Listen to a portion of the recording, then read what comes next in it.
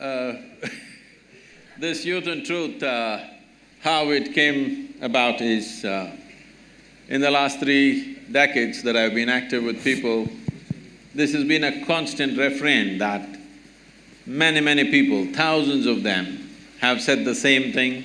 It's a bit… can you move this a little away from me, please? They've been asking the same question. They keep telling me, Sadhguru, 25 years ago, where were you? When I was 20, why didn't you come? You come when I'm 60. If you had come when I was 20, I would have changed my life, but now you come too late. So I decided we'll step out and meet all those people who are below 25 years of age, and that's why we're here. Because what we are referring to as life I'm shouting a little bit. What we are referring to as life is essentially a certain combination of time and energy. We can make many things out of it, but essentially this life is a certain amount of time and certain amount of energy. Time is rolling away for all of us at the same time. It's rolling away at the same pace. If you sit, it goes, if you stand, it goes, if you work, it goes, if you just sleep, it goes, awake or asleep. Time is rolling away. It's the energy that we can manage. When you're youthful, or when you're in that segment of life which is referred to as youth, this is the time when your energies are at their peak and they're at their highest. Most youth do not understand this, that this level of energy, the intensity of energy is with you only in this stage of life. It's not going to last for a long time. Most youth will not understand this right now. But you must look at the older people and see they were also youth and it's happened to them and it's going to happen to you. So when your energies are at its peak, if you can bring a little more clarity and balance into your life, this energy could become a phenomenal force both for yourself and for the society and the country and the world that we live in. So it's in this context that this Youth and Truth has been launched. We hope that we will be able to bring some sense of clarity and balance into your life. After this is over, this is going on for about 3 to 4 months after this is over, we will also offer tools for transformation which will be available for all of you free of cost. It doesn't cost anything. Certain people are sponsoring these things, so it is going to go out on the platforms that we have, the online platforms. Simple things that you can do with your body and your mind so that your body and your mind never works against you. When I say your body and your mind never works against you, people are calling it by many names. People call it stress, anxiety, misery, madness, whatever you want to call it. All these things are essentially this, that your intelligence has somehow turned against you, that's all there is. Yes? If your intelligence turns against you, there is no force in the universe which can save you. So it's very important at this stage in your life, you make your body and your mind in such a way, your intelligence and your energy never works against you. There are enough people in the world to work against you. Leave it to them. You don't have to work against yourself. See, right now the situation is this, most people don't need any enemies, they're doing fine by themselves. I don't want you to be one of them. Please. I'm in the dock today, so Sadhguru, it's nice to have you here. I hope we have an interesting and insightful discussion with you. And thanks for the audience for coming in such large numbers. So as moderators, we have prepared about 12 questions, of which one is a social media question.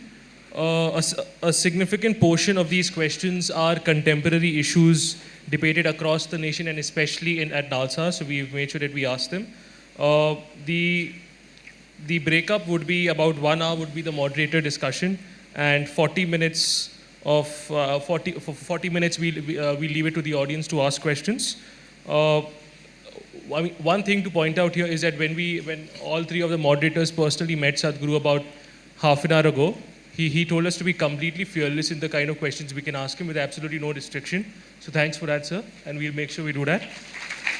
Because a question can never be wrong. Only an answer can be wrong. So only I have a problem, you don't have, so. So some of these questions are contextual, so we'll make sure that we explain the context so even the audience understands where this discussion is going, and then we'll proceed with the question. Fine, so I think we'll start with the first question. So Sadhguru, shall we begin? Yes, sir. So I thought a good way to begin the conversation would be to pick up a question on first impressions. How did you foresee I will come in red today? Just a coincidence, I didn't foresee it. So I thought a good way to begin the conversation would be to pick up a question on first impressions. So I mean, both you and I would have heard the popular phrases, little knowledge is dangerous knowledge, and don't judge the book by its cover. So how do you weigh these expressions when we think of the concept of first impressions? As I understand it, first impressions are mental images that we create when we see someone or hear someone and the first interaction that we have with that person. So, and it's also possible that our first impressions are wrong. So are first impressions something which confuse your mind, or is it something which gives you initial clarity? So, and why is it that, I mean, how do we control our mind from racing That's to a these long conclusions? question. Okay. You have heard of the term love at first sight? So these things this is a English expression. These things used to happen when the genders had not met, they were secluded largely. So the first time a young girl with her parents in a carriage, she was going and you looked at her, she looked at you like this. It's been a long time since you saw a girl's face. Instantly, okay. But that doesn't happen anymore because they're always around you. You take your time, which is a good thing. So, I don't think you should make any impression of anything or anybody just by simply looking at it once, unless you have become such a mystic that if you see, you just know, okay? Why I'm saying this is, see, I spend a whole lot of my time and life just paying attention to things. Because when I was very young, I realized, when I was just 4.5 years of age, I realized I don't know anything. Because I don't know anything, I started paying attention to everything, smallest things. If I find a pebble, I will be looking at it for hours. If I find a leaf, I will be looking at it for many hours. If I sit on my bed in the darkness, I'm just staring at the darkness for the whole night. My dear father, being a physician, he started thinking, I need psychiatric evaluation. Because this boy is simply staring at something for hours on end without blinking, it looks like he's lost his mind. My problem is, I look at this and I don't know what this is, so I'm not able to shift my eyes to that. So I just stay with this. This went on like this, and in this condition they sent me to school. My mother said, you must pay attention to the teacher. I went and paid attention to the teacher. The kind of attention they would have never received in their life.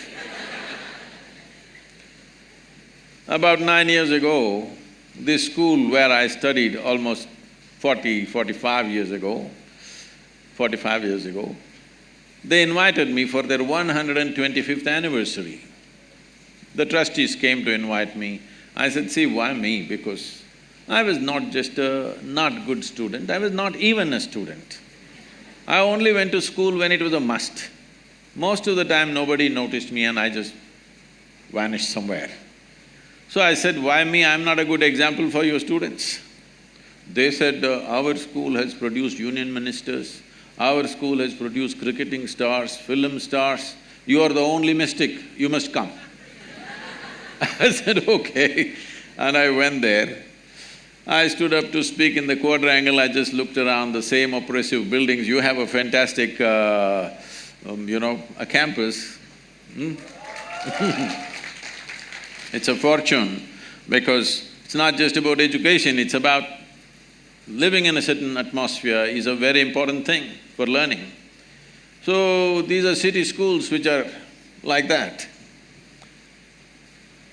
Then I looked at this classroom and I suddenly remembered, I was just 12 years of age. One afternoon, the teacher is trying to get some response from me.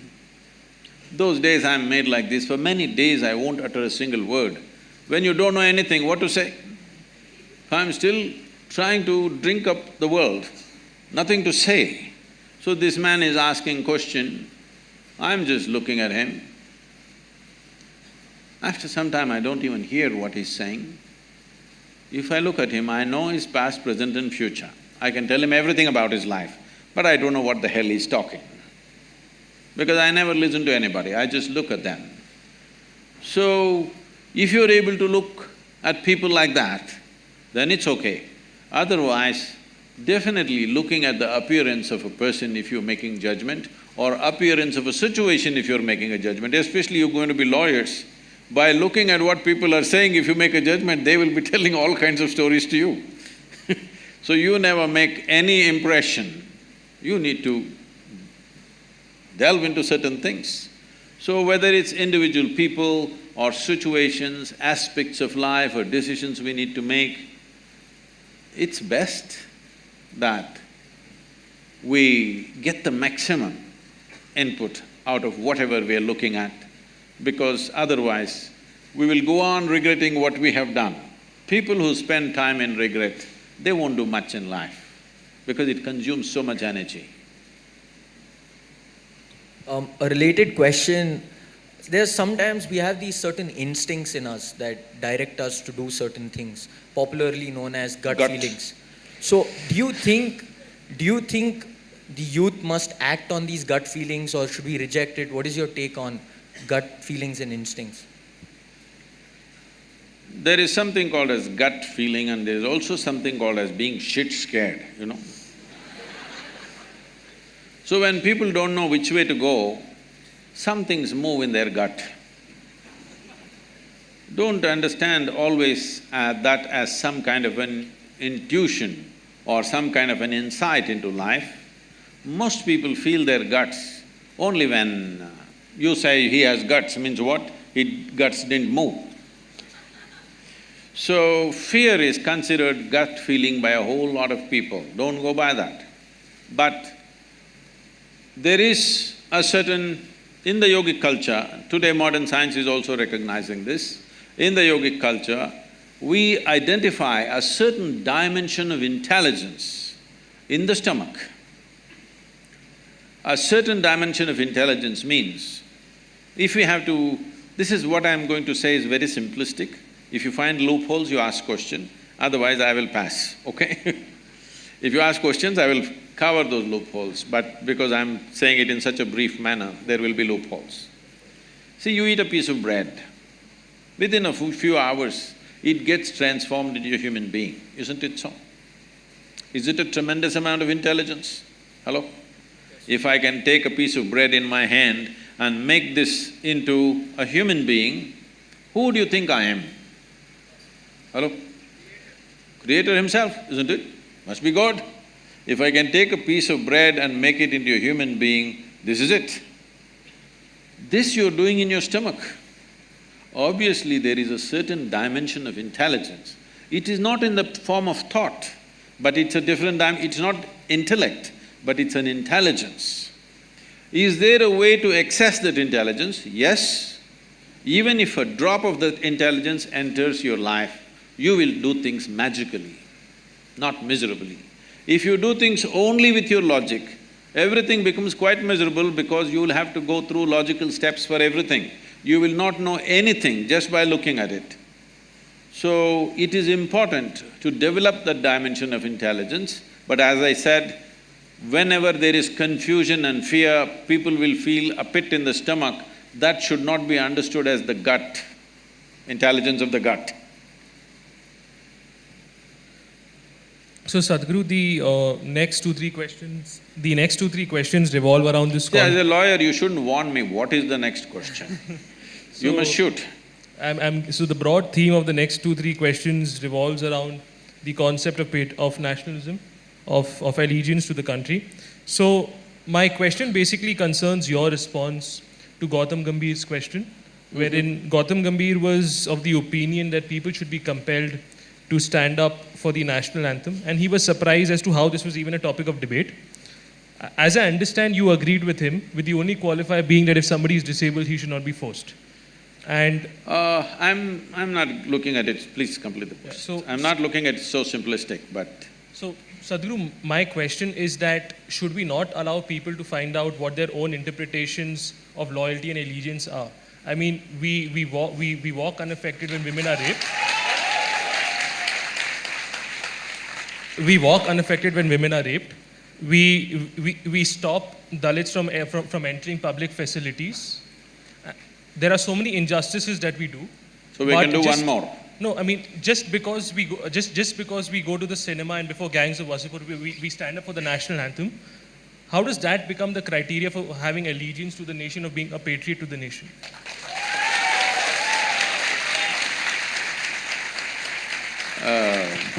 Looks like it's a very popular question. See, let's look at it this way. A nation, when we say a nation, all nations on the planet are not in the same state of development, evolution, and social and other realities are not in the same state. Looking at India as a nation, we are trying to make this a nation. Still there is no real nation, because still a whole lot of people are identified with their caste, creed, many things, with their community, many things. Because we are yet to make a nation out of it. We should have done it early on after 1947, but we did not do that work properly. As you said, discrimination is there based on your caste. That means we've not made a nation yet. You are separate nation, I am separate nation, isn't it? Just because of your birth. So if you want to make this a nation, there are certain tools, certain symbols, certain acts, and anthem is one of them, that we are trying to make a nation out of this. And we are a nation where 500 million people have not eaten properly. Largest number of malnourished people on the planet, unfortunately, in our country. Nearly 60% of rural population in India, their skeletal system has not grown to full size, they are all like this, compressed. Dissipated life, underdeveloped life we are generating. But we have debates about whether we should stand up or sit down when the anthem happens, all right? Simply because we've lost our humanity. I'll come to this. And we have issues with our sovereignty. Somebody is always trying to gobble part of what you call as India. That itself is not settled. We don't know where our borders are. Yes? And you and me are sitting here today comfortably talking about many things simply because there are men who are standing there who are willing to die for this nation.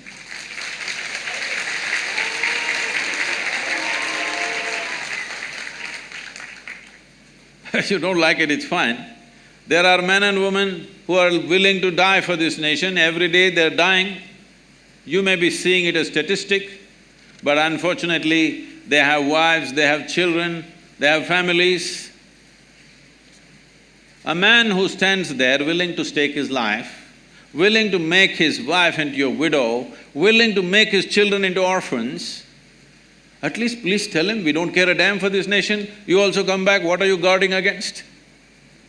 Why should a man stand there guarding this nation when we are not willing to stand up for a simple symbol of the nationhood, it is 52 seconds, it's a shame. Now, the kind of arguments people are creating is, what if somebody is handicapped? Arey, don't we have that much sense? If somebody is handicapped, we will not ask him to stand up? What nonsense is this? He can sit like this. He can sit like this, showing some expression for the nation. Nation has to evolve. If this nation in the next 25 years comes to a place where all citizens in this country are well-nourished, we can bring down our nationalism and patriotism by 25%. If in another 15, 20 years or 25 years, if everybody is well-employed, well-to-do, nation is bursting with prosperity, then you can bring it down to 50%. Someday if you come to such an egalitarian situation where there is no caste, no creed, no discrimination, gender, caste, creed doesn't matter, we are all just boom. If you come to that stage, we can talk about dissolving the nation and making nation into a global possibility. But without understanding the realities, when your sovereignty is not fixed, when you don't know where the hell your border is of this nation and half the people have not eaten properly, you are talking about in one hand popcorn, one hand Coca-Cola and you can't stand up. No, this is not okay. This is not okay. This is not a question of nationalism, this is a question of your humanity. So…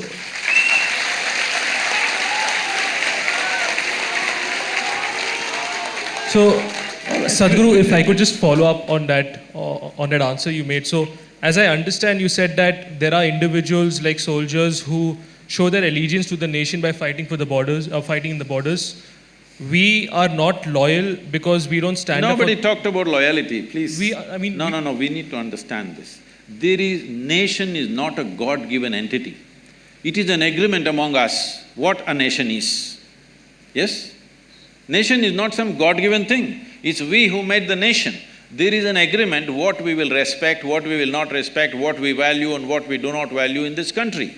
So this is an agreement that we have made. So this is not a question of your loyalty, maybe you're doing some great work, but you don't want to stand up.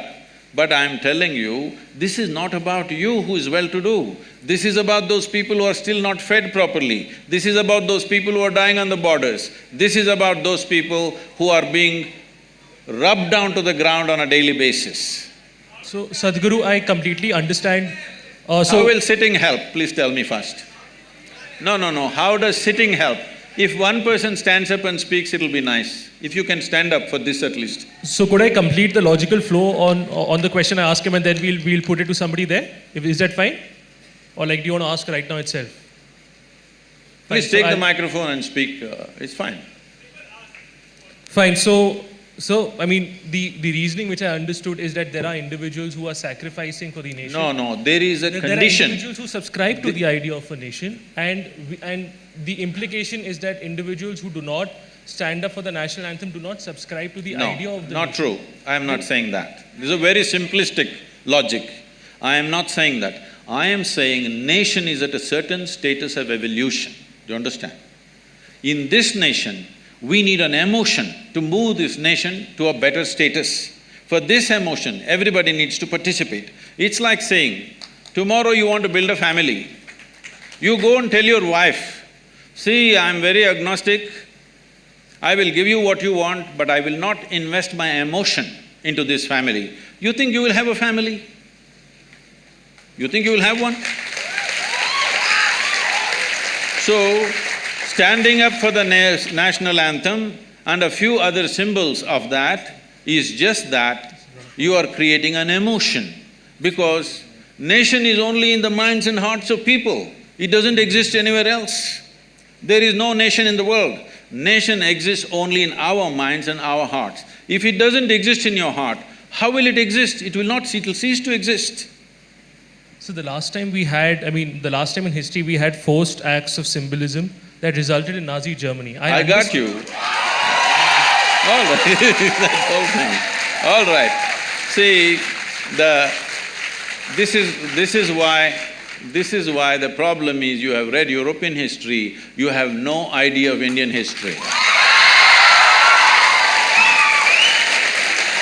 Let's come to this. Nazi Germany was organized against somebody within that country. Right now, you standing up for the national anthem is not organized against anybody. It is not organized against anybody. This must be understood. First of all, let us be very clear. Without investing our thought and emotion, there is no nation. Right now in this country, a whole lot of people, if you go into rural India, a whole lot of people don't know what is India. They know only their caste, they know only their community, their full allegiance is right there. You have to build this nation in people's minds and hearts. You don't build a nation just around. If you build a road and a bridge and something, nation will not happen. You have to build a nation in people's minds and hearts. This is a simple thing. Why should I stand up in a cinema theatre? That's a question. No, not necessary in the cinema theatre, but how many of you by yourself will go and attend a Republic Day parade or go for flag hoisting on an Independence Day and stand up and sing the national anthem? You don't. So because the only damn place that you go to is a cinema theatre, we are asking you to do it there.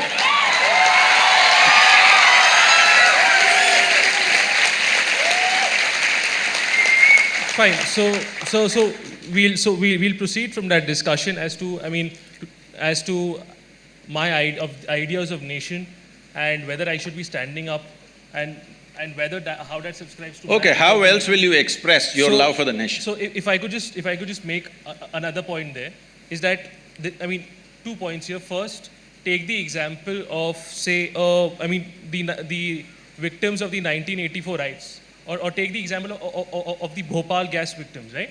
These people have been failed by the nation. These people have been discriminated upon.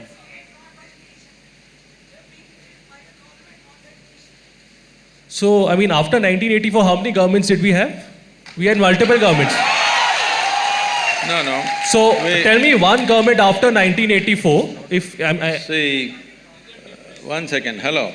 It's not just in 1984 or post-94 we have failed. We have continuously failed a whole lot of people for 70 years. When 50% of the country's population is still not nourished properly, we have obviously failed them. This is why I'm saying this is a question of humanity. This is not a question of nationality. The only way, the largest… Here. No, nothing. Yeah. The largest number of people, the maximum number of humanity that you can address right now in the current reality of the world is called a nation. If you want to address people in smaller communities, you must break it into smaller groups. Or when the populations or the nations become mature enough, like it's happened in Europe, they've made an union. The same people fought each other in the World War II, but within 60 years' time, they formed an union. There is a certain maturity there. So here, they don't have to promote too much nationalism because there is a maturity of accepting everybody and opening up the borders and living as one larger union. So if such a thing happens to us, that someday we become an Asian Union, which we should aim towards on someday, then you can lower your nationalism. Right now you don't have a thing, you have not eaten properly, you're talking about other kinds of ideas and comparing yourself with Nazi Germany, which was in a completely different state. I'm saying you have ideals without reality check about your understanding of where we are, where this country is right now. Okay, so then, sir, I think this is something, I completely get your points, but I think this is something we'll disagree on, and I think if somebody has an issue, we'll… No, you should not disagree, you should ask more questions. Fine, so I thought we had limited time. See, but it is like this. Yeah. It is like this. Right now you are in that state of mind that I am fixed on this, unless you say what I want, I will not agree with you. This is not a debate. You asked a question, I have said what I have said. You ask more questions? So, my primary concern was that there was limited time, but if you're okay… No, don't with worry it, about that. I'm willing to spend the day with you. Because you've raised an issue where certain people, just for the sake of popularism, they're talking some nonsense without keeping the nation's interest in their… in their thinking. Now, it's okay, don't shout. If you want to say something, take the microphone and speak. Anonymously, anybody can say anything. If you want to say something, stand up and speak, it's perfectly fine with me. All right? Just doing boo-boo, woo-woo is not going to help. Because this is a nation, as I said, I'm reminding you, you don't seem to have the pain in your heart, because I have traveled through villages and rural landscape of this nation so much. I have seen people in such horrible conditions continuously, even today. Just here, in this state, just travel around, see it's one of the well-to-do states in the country. Go to the remote parts of this state and see how people are. Most of them have not eaten properly in their entire life, okay? When this is the condition, we have debating about nuances, 52 seconds, if I stand, my legs will melt down. No, I'm saying this, can you create a nation without investing your emotion into the nation-making? Can you? So, could investing emotion also be by expressing healthy skepticism? Is healthy skepticism also not a factor that is taken into account while building the nation? You can stand up and be a skeptic. Be a stand-up skeptic. Why are you sit-down skeptics? Even comedians are standing up these days. But it's how I express myself to be Okay, how will you express, sir? I mean… See, how will you okay, do one thing, let us not sing the national anthem, let's not stand for it. Find some way where all Indians can express 1 way, 1 minute of respect for this nation. Please find some way and tell me. So, sir, I completely agree with you, and that's where I come from. Like, I could be contributing to the nation not in terms of 1 minute, but in terms of hours. I could be protecting tribal rights. I could be going to courts and fighting for Dalits. I could be doing investigative journalism. Yes, sir. So, no, you did not listen to me. Please listen to me. What I am saying is, find one simple process that all of us can use to express our love for this country. Find that. But then we will stop the national anthem and do that one. But so, why is it that we need a common idea of expressing love? I mean, if I have 3 children, all 3 of them will express love to me, will express their love to me in different manner. You need to understand this, your love for your country is not your personal romance. How you express your love? How you express your love to your friend or your partner is your business, we will not ask you. But when it comes to the nation, we are trying to put complex culture into one identity of some sort. Why don't you take a microphone and speak? Don't sit down and speak, or stand up, huh? You got legs, right? So, could somebody give the mic to Rohan Pratap Singh? You know their questions, please tell me. Fine, so…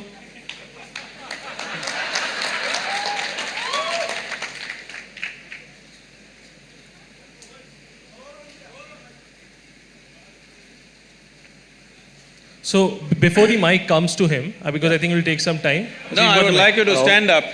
Yeah. So our question was simple. If we Can I sing the national anthem now that you're standing? Sorry? Can I sing the national anthem that you're standing right now? I think I can express my nationalism the way I choose to express it, because we are a country which is extremely diverse. I do not question that. Yeah. I am not even questioning that. But I am saying, this is a country of 1.3 billion people. Each one of us, our own language, our own culture, our own castes and creeds and eating, dressing, everything is different. When it's like this, we need some common point which we all plug into and say, this is our thing. So this is the flag. I know flag is just a bloody cloth, we know that. But it's we, by investing our emotion, who make it sacred, isn't it? So to add on to Rohan's question, I mean, if the requirement… Sorry. The question is, do we not have faith in… If you can hold the microphone. Yeah, sure.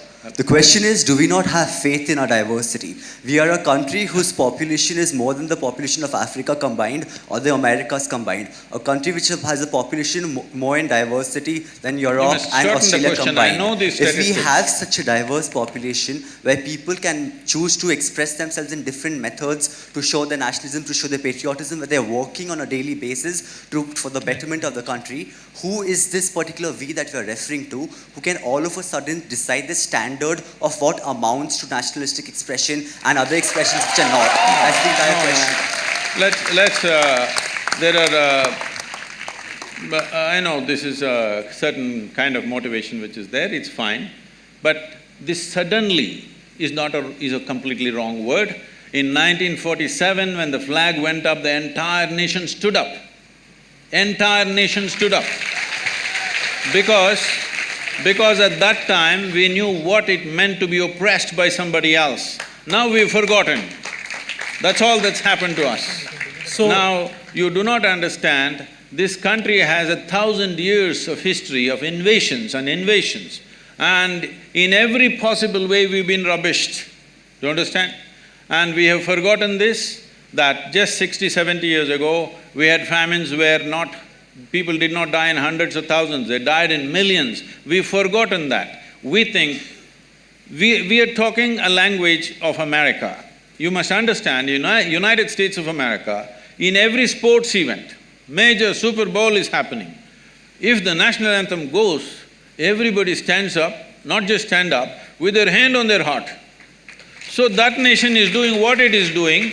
It is also a complete conundrum of cultures from variety. People have all come from outside in this generation. They're not even born there, but they all stand up with such pride. Because of that pride, that nation is the most powerful nation in the world. If you don't have pride, what do?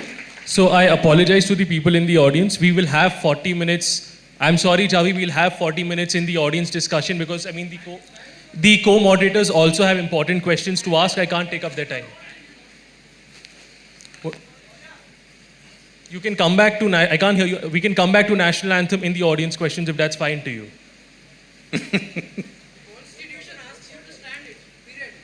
Constitution under Article 19(1)A gives me the freedom of expression and there are explicit Supreme Court decisions which say that I have the right to silence, to peaceful silence. So if I'm just sitting up and I have the right to be silent, that is constitutionally protected. So Constitution does not say this. The only law we have is the… Please sit down. Hello. The only law we have is… there's a separate law for that. Whoever, please, whatever kind of question you want to ask, take the microphone and ask the question. Don't just stand up and do whatever, okay, please? So, sir, if it's fine to you and if it's fine to everybody, can we please do it as a moderated discussion? Yes. If you're fine with that, because we have a lot of important questions, nuanced questions to ask. Yes. So, I'm sorry, I'll take the autocratic decision to move on, and if you guys can, please ask that in the audience questions. There's 40 minutes reserved for that. That's a very good thing. That's a very good thing. They're listening to your autocratic decision. They're not saying we'll express in our own way.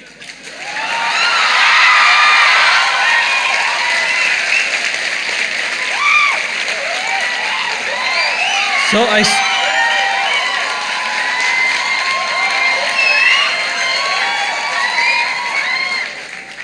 Sir, because we already have two opinions being discussed here, No, that yours is and mine. fine. So there's All already I'm saying diversity. is, if everybody does things in their own way, there's going to be chaos. That's all it is.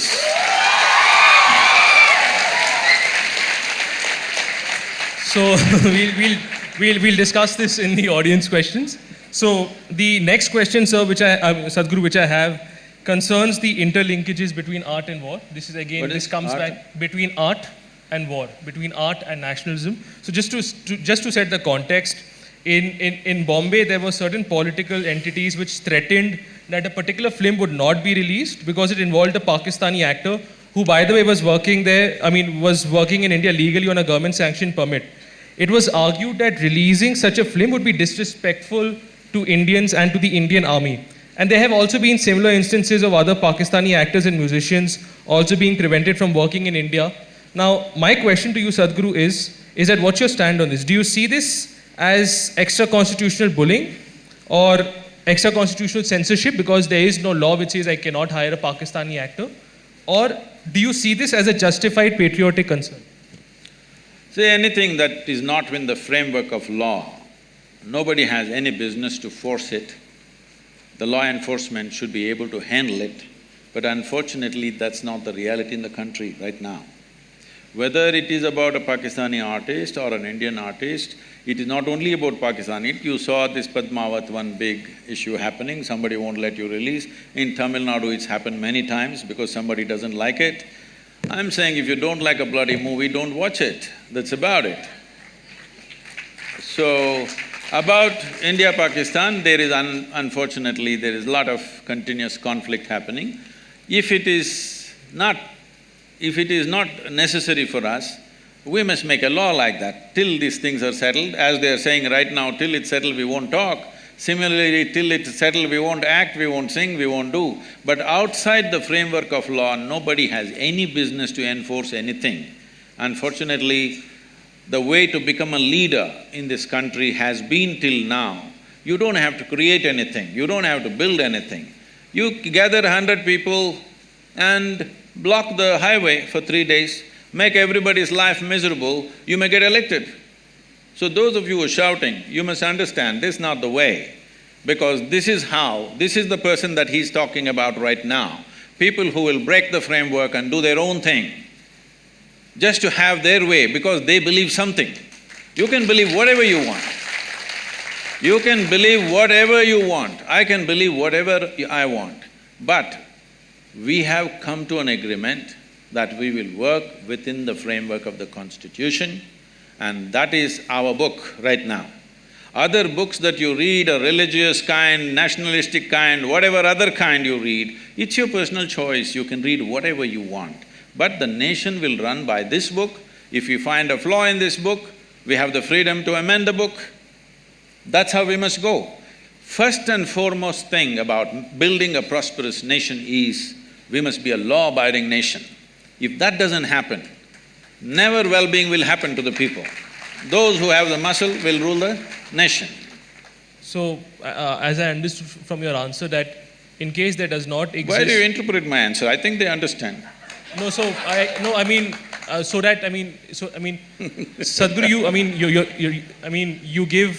you look into all aspects of the answer and you give a complete answer. Sometimes maybe it's difficult for us to understand maybe what exactly you're saying, so sometimes as a moderator, it's my duty to clarify that. Okay, sir. So as I understand from your answer, Sadhguru, is that what you're saying is that if there does not exist any law which prohibits Pakistani actors from not being employed in Indian It's cinema. not just about that. Even where there were no Pakistani actors, many movies were not allowed to be released. There was violence on the streets. If we don't learn to put this down at the very first step, that somebody thinks they have a right to burn the buses. When the buses were burning, I called somebody who is a very responsible person in this country and asked, what the hell is happening in this country? For a cinema, you're burning 20-30 buses in some town. Yes. Then they said, Sadhguru, what to do, Sadhguru? These are Rajputs. All those women are dressed up like brides and waiting, over 100 of them, and they want to burn themselves. Suppose tomorrow, even if 10 of them burn themselves, it'll become an international situation that we cannot handle. Let some buses burn, Sadhguru. I said, this is some strange kind of wisdom. That is wisdom. But unfortunately, that is where we are.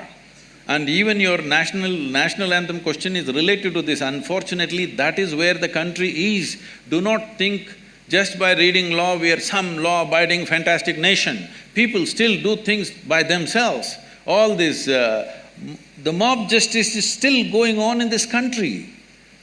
This is not in one place. In every village there is mob justice. Only a few things have been reported. If you know Indian villages, you know in the Indian village, things are settled by the mob. Maybe sometimes directed by the panchayat or something, nobody goes to the police because it'll take a long time.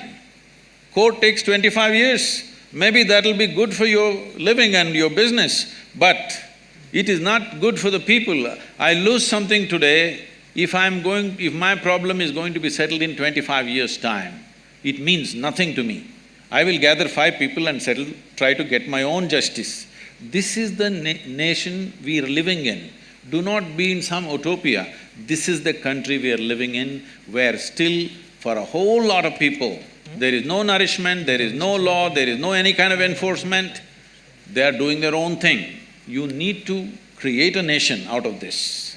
So, we'll move on to the next question, is that, this is again on the theme of nationalism, is that there have been instances of governments spending huge amounts of money on building statues of national icon and heroes. To set the context, I'm from Bombay and a huge number of people from Mumbai, including me, see Chhatrapati Shivaji Maharaj as an eminent warrior and icon.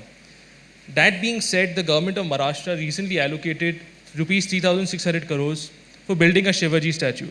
Sadhguru, my question is that respecting national heroes and taking pride in history is important, but should it come at the cost of spending rupees 3,600 crores, especially when you have important socio-economic issues still pending? I mean, in Bombay, there have been bridges which have, which have fallen down. There are families, entire families who have been killed. There are public schools which have only received 25% of the funding. All the many things that we need to do in this country, there's not one thing or two things. Yeah. So there are so many things we need to do in this. At this time, is it necessary to build a statue? Well, it is not my personal choice to build a big statue, but at the same time, when I inquired about this, because it kind of bothered me also when I look at the number of how much it costs, then I was told this is going to be a technology center of an experience of India and Indian culture and variety of things. They want to make it a tourist attraction of the tourist attraction in the country, Mumbai being the commercial capital. So they have some vision. I don't know how it'll pan out, because it's the government executing the vision, but they have a vision, and hopefully it'll turn out in such a way that it'll be a big tourism draw for Mumbai. Right now they feel Mumbai has commercial travelers but no tourists coming to India. Tourists coming to India avoid Mumbai for variety of reasons. They want to change that with this one project. Hopefully they do that. And Chhatrapati Shivaji is an inspiration for all the Marathis for everything. So they want to build his statue. I don't know how tall it is. How tall it is? So I don't think the main budget is for the statue, it is for the complex that they're building. They're saying it's going to be a tourist draw. If it is so… Fine. So, I understand that we don't have clarity as to the facts as to, whether they will be able to recoup the investment or not. But there were some people who just to let you know, and then you could also give your view on this. There were some people who did statistical studies on this. They said that Taj Mahal, which is the most popular monument in India, has 25 crores coming from it annually, 25-30. And this is 3,600 crores, which means that if you even if you don't include the cost of maintenance, this will take 150 years just to recover. That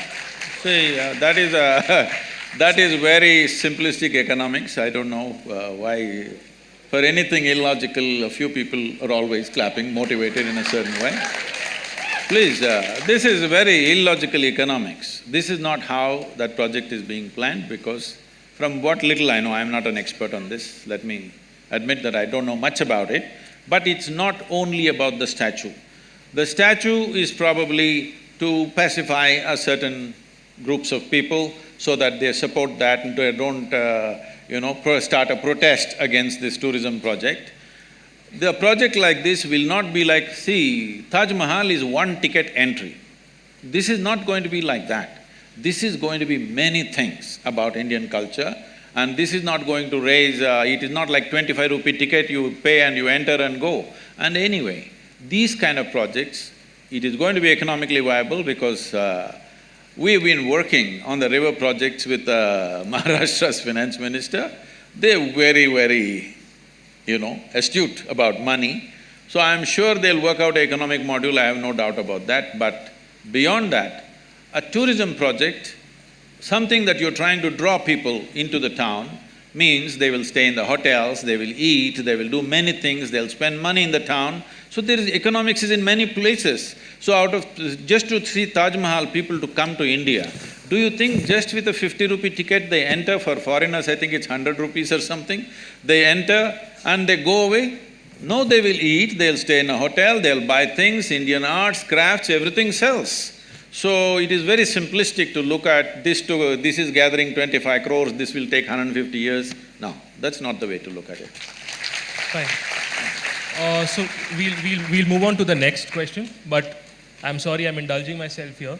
Even if it is not 3,600 crores, even if you are going to recover it in the future, when you have children who are, when you have children who are dying of malnutrition, when you have schools which have only 25% public funding, wherein the rest of the 75% hasn't come, when you have this amount which is 7 times the amount which Maharashtra allocates for building rural roads, this 3,600 crores is less than 3 months of alcohol consumption in Mumbai city. Why don't we abstain for 3 months and build the damn thing, whatever it is?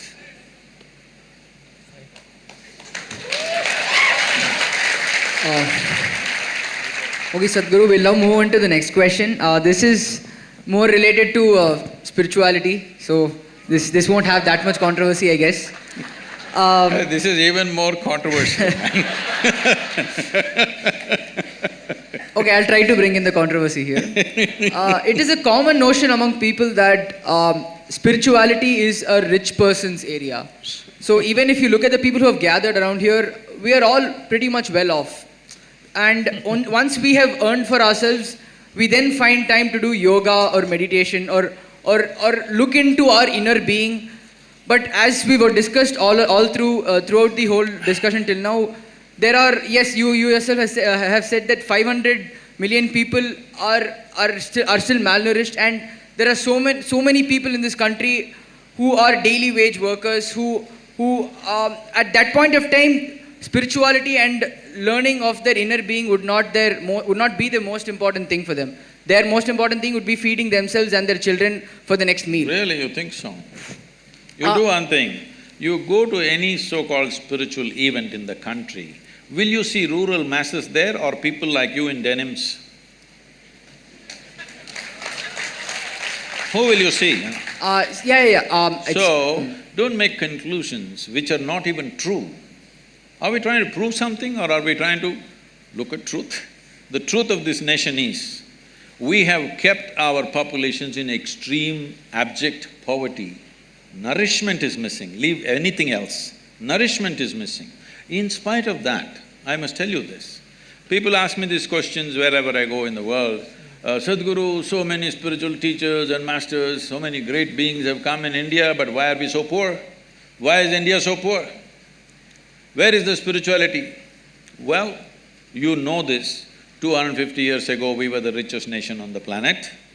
Everybody wanted to come to India. Why do you think of Vasco da Gama or that Columbus who made that mistake? All these people set off in the oceans that they did not know, and over 100 expeditions in the ocean drowned. Nobody ever wrote about them, all right? Because nobody writes about people who drown in the oceans.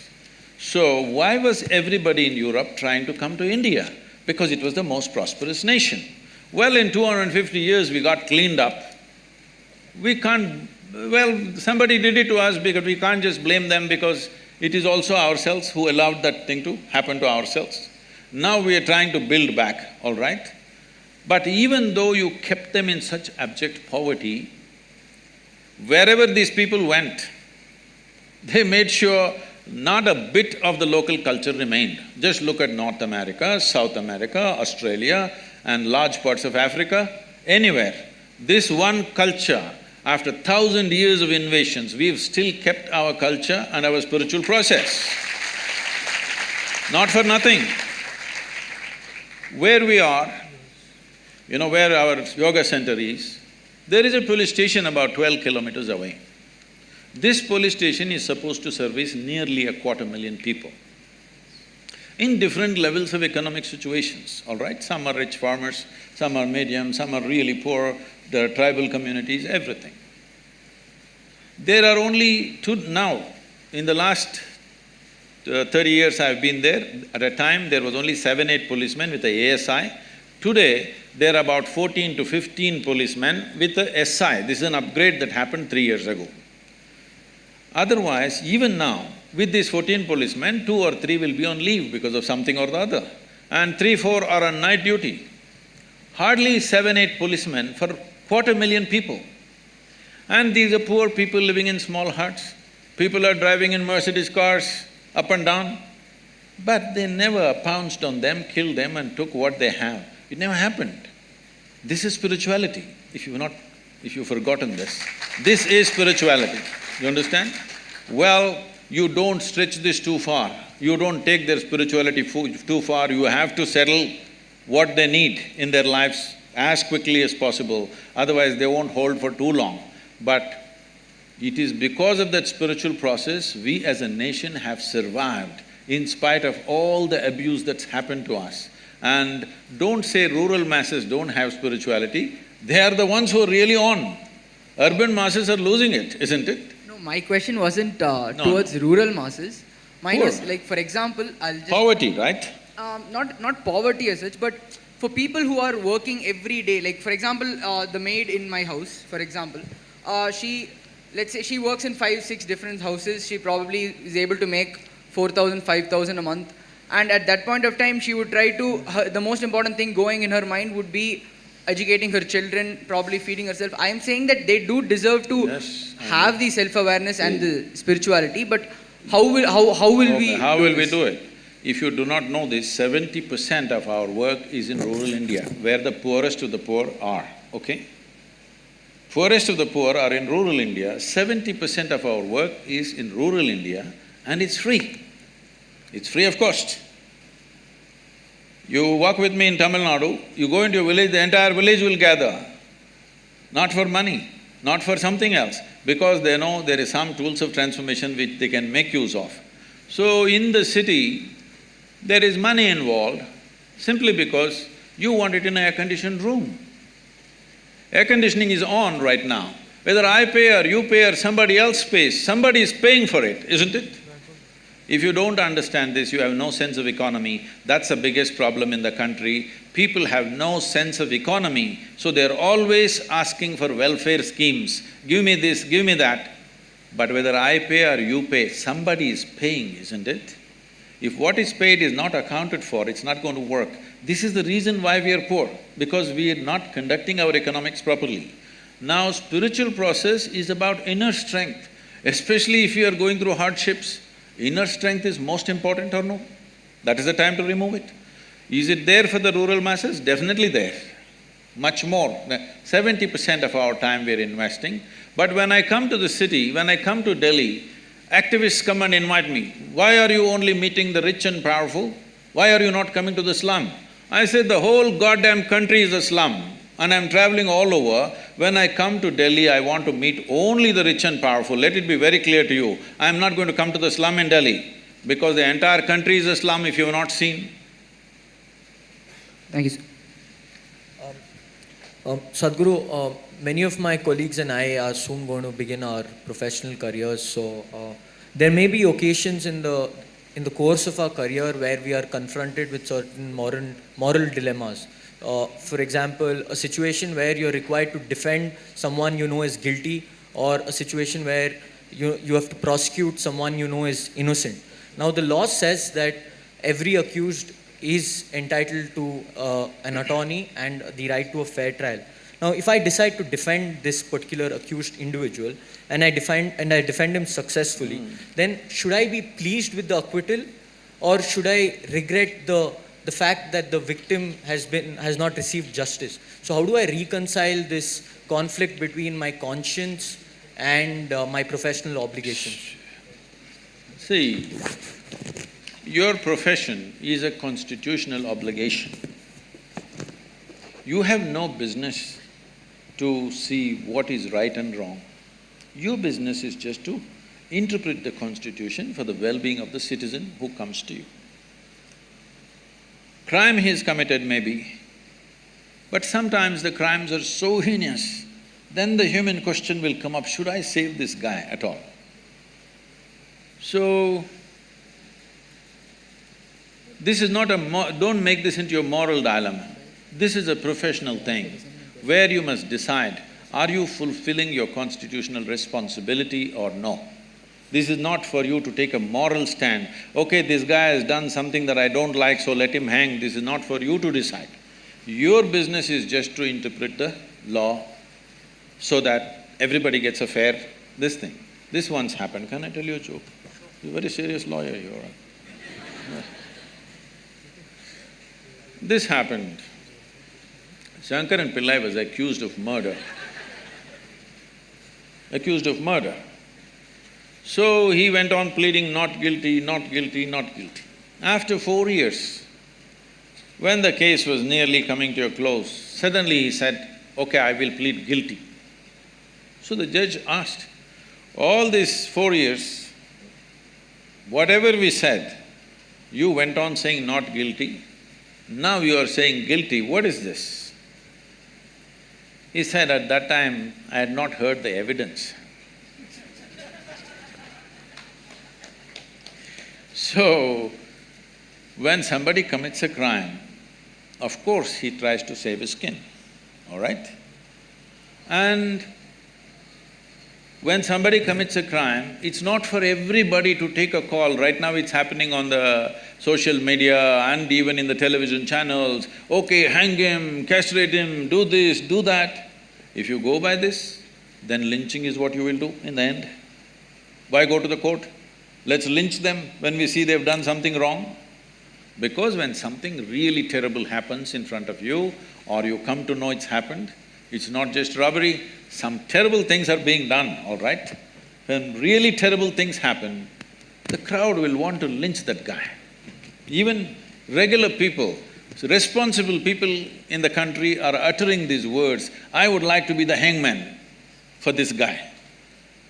So why they're saying this is, yes, your humanity burns when you see such things happening, but you as a lawyer, your business is just to interpret the law, to stay within the framework of the constitution. It's not for you, because you know this guy has committed the crime, it's not for you to take a gun and shoot that guy in the court. That's not your business.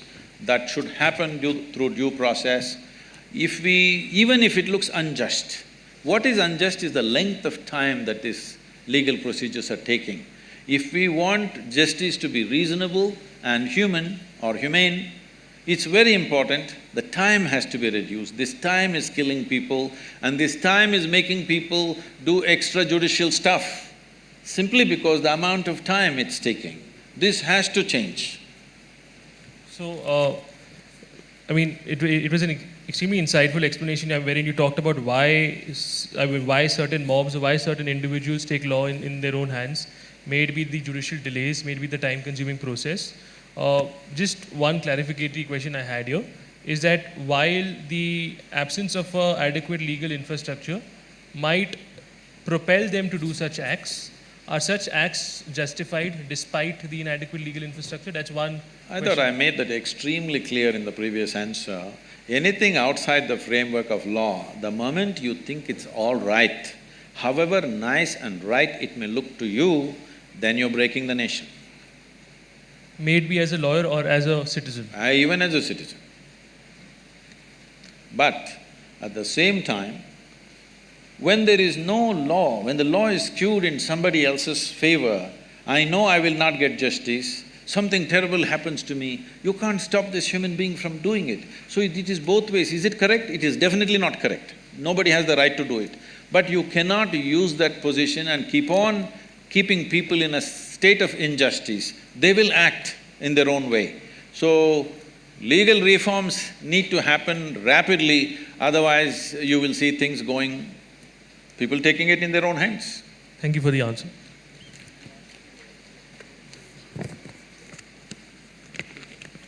So, sir, you had quoted earlier that in one of your previous videos that the curse of a Shudra has no power. The curse of a Vaishya… What? Yes, sir. No. It was in a video I've seen, No. sir. The curse of… You must have heard somebody else, not me. No, sir. I did… Okay, fine. Let's move on to the next question, sir. Okay, no, complete the question. No, I'll answer this. I saw the video yesterday, Okay. sir. So, no, it's a question on the curse of a Shudra or the yogin power of a Shudra has… will not amount to anything. That of a Vaishya, you may lose a meal.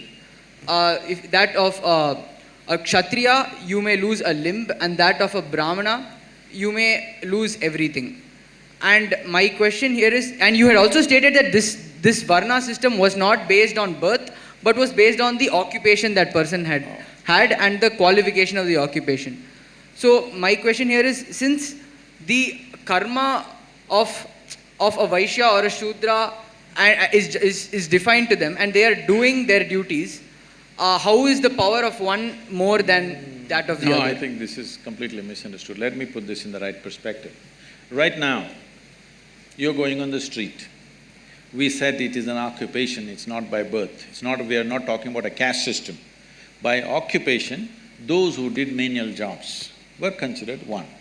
It is over a period of time it became by birth, okay? This is a class system which became a caste system over a period of time, thousands of years. And then it became discriminatory, unfortunately. Anyway, right now, suppose a man who is sweeping the street got angry with you. At the most, he will take some filth and throw it at you. Yes? But a big businessman in the town got angry with you. He will do something else to you. Kshatriya means today, a police officer or a political leader got angry with you. Much bigger damage will happen to your life, isn't it? Now, there were people who had attained to certain inner capabilities. If they got angry with you, really damage would happen to your life. This is what is being spoken. Please do not misinterpret as caste system and Shudra has… No, you started off with Shudra has less cursing power. That is so even today, isn't it? Those who are doing menial jobs, do they have the same capacity to damage your life as a person who is in power? That's all that's being spoken there. Thank you for the answer, Sadhguru.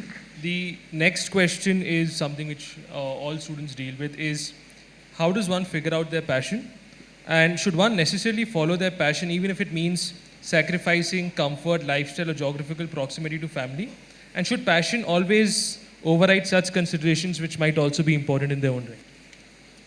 See, let us understand what is passion. Passion is just a certain thought in your mind to which you invest certain emotion. That's your passion, right? You can be passionate about a certain activity, you can be passionate about a certain person, you can be passionate about a certain thing. How did this happen? It's a thought in which you invested a certain amount of emotion. I'm saying, if you know this, and if you know how to generate thoughts consciously and invest emotion consciously, this wouldn't even be an issue. Right now, passions are happening compulsively. What happens compulsively will lead you wherever it leads you. Sometimes it takes you to a good place, sometimes it takes you to a bad place. But if it means so much to you, it means so much to you means it is just that you have invested so much emotion in it. That's all it is. Because you've invested so much emotion in it, you may not be able to look at it logically once again. You have lost your fundamental discretion simply because you've invested so much emotion in it. I don't think that's a way to build one's life. One must build their life consciously. But most people don't understand what is building life consciously, they only do things by chance. This is why those who are successful are stressed, those who have failed are frustrated, both are suffering. What else should happen in their life? That's what they need to look at. What needs to happen in their life is, they must learn to conduct their physical body, their psychological process, their emotional process and the fundamental energy process in the body consciously.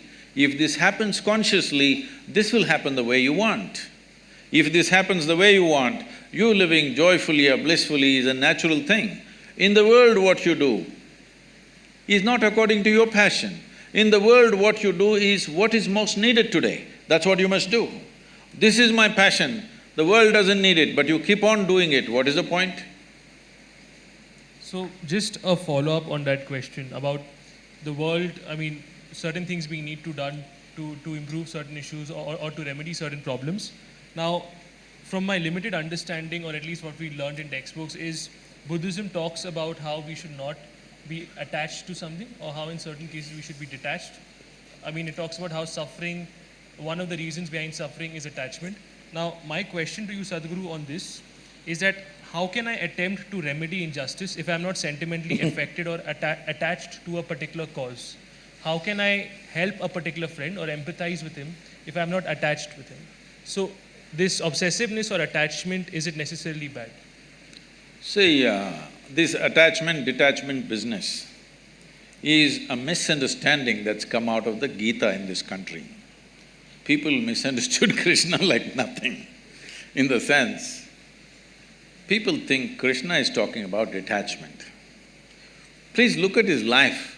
His life is involvement, isn't it? If you look at the scape of whatever we know about his life, whatever little we know about his life spells involvement, involvement, involvement with everything around him. So this person unfortunately is being accused of detachment. See, if there is no involvement, there is no life. You can only know life with involvement. Even if the meal that you eat today, if you're not involved, you will not know what it is. Without involvement, you cannot even taste life. Not possible. People are talking about detachment because of fear of suffering. Fear of suffering has come because when they involve, they get entangled. They do not know how to get involved, they just get entangled. Entanglement is happening because your involvement is very discriminatory. Is that sinking in? So I should be equally involved in everything, is what you're saying? Tell me, if you are less involved in your breath and more involved in your eating, you think life will work? See, breath is involuntary, that's why I'm using the word breath, because it's involuntary, you don't have to do anything, it's just happening. But we're involved by keeping the air conditioning on, otherwise we'll suffocate. This is our involvement, we turned on the machine. We may not be consciously breathing, all right, but we are involved. Without involvement in every aspect of life, you will get skewed. And that is when psychologically you get messed up so much that in many ways mind gets deranged. Seeing this, somebody said, you're too attached, you must be detached. No, detachment will not work either. Can you be detached and do something well? Can you do something well being detached about it? No, you need absolute involvement.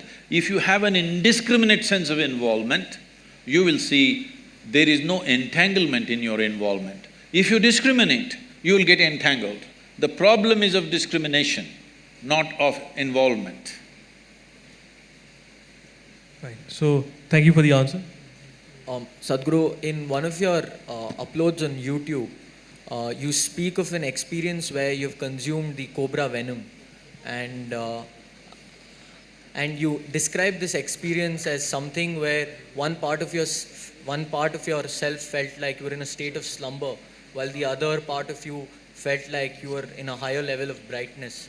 So, how do you perceive the use of other natural intoxicants such as weed or bhang, which take you to the same level of higher consciousness, but the only difference lies in the means which are adopted in reaching that higher level of consciousness? So, why has the consumption of weed in India remained a stigmatized subject? And fortunately for us, we have a senior minister in the Narendra Modi cabinet, Mrs. Maneka Gandhi, who's come out in support of legalization of marijuana. So could you also tell us what your take is on whether or not marijuana should be decriminalized, given that there is enough evidence to suggest that there is medical benefits associated with the consumption of marijuana? Medical benefits are for those who are sick, isn't it?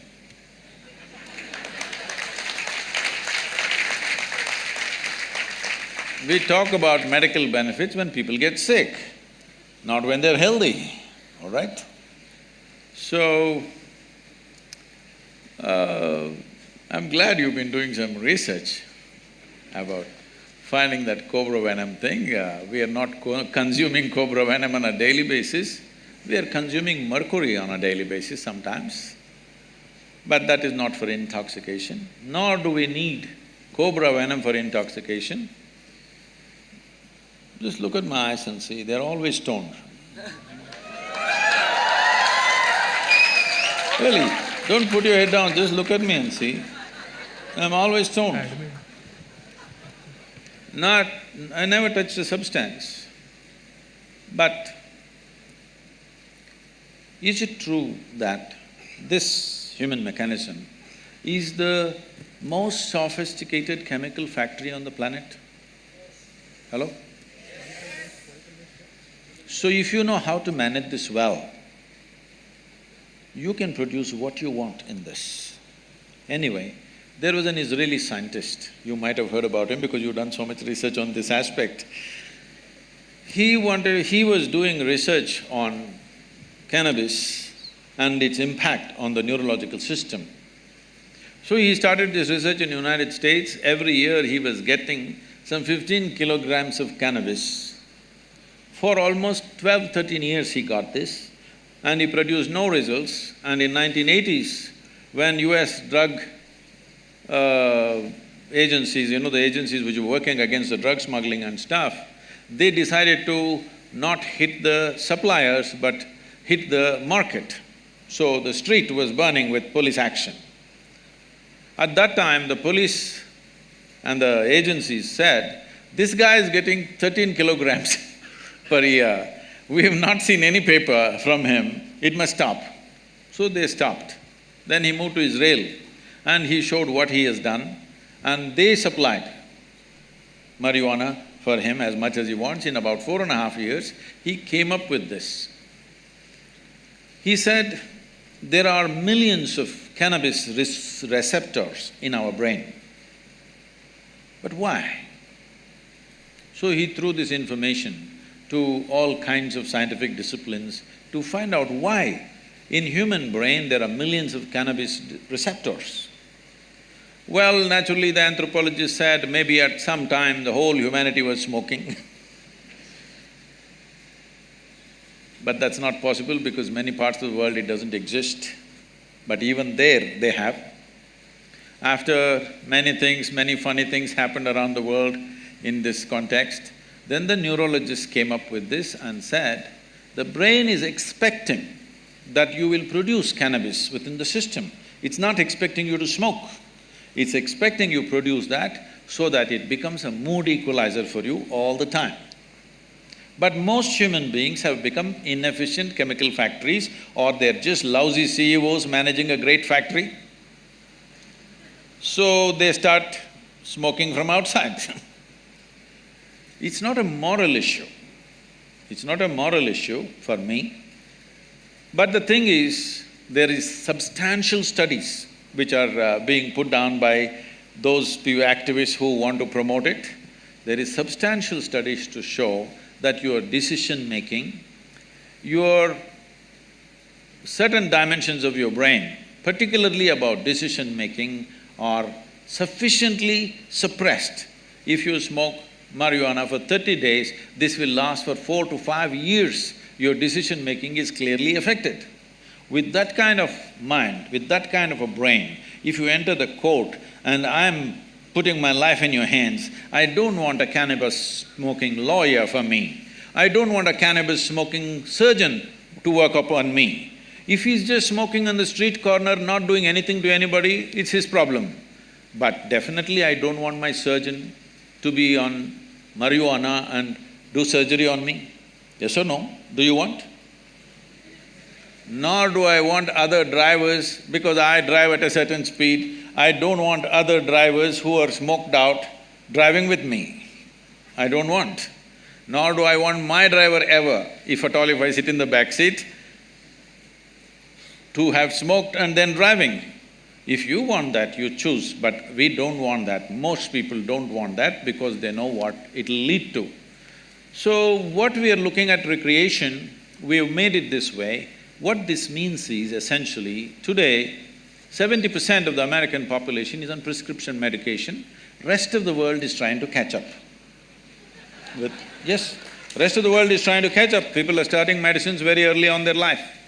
The remaining 30% of course are going on things that you're talking about. Why just stop with cannabis? Why don't we do some cocaine? Because it really fires us up, you know? It's okay, man. It's all right with me. I told you it's not a moral issue for me. It's a question of whether it'll enhance your life or suppress your life.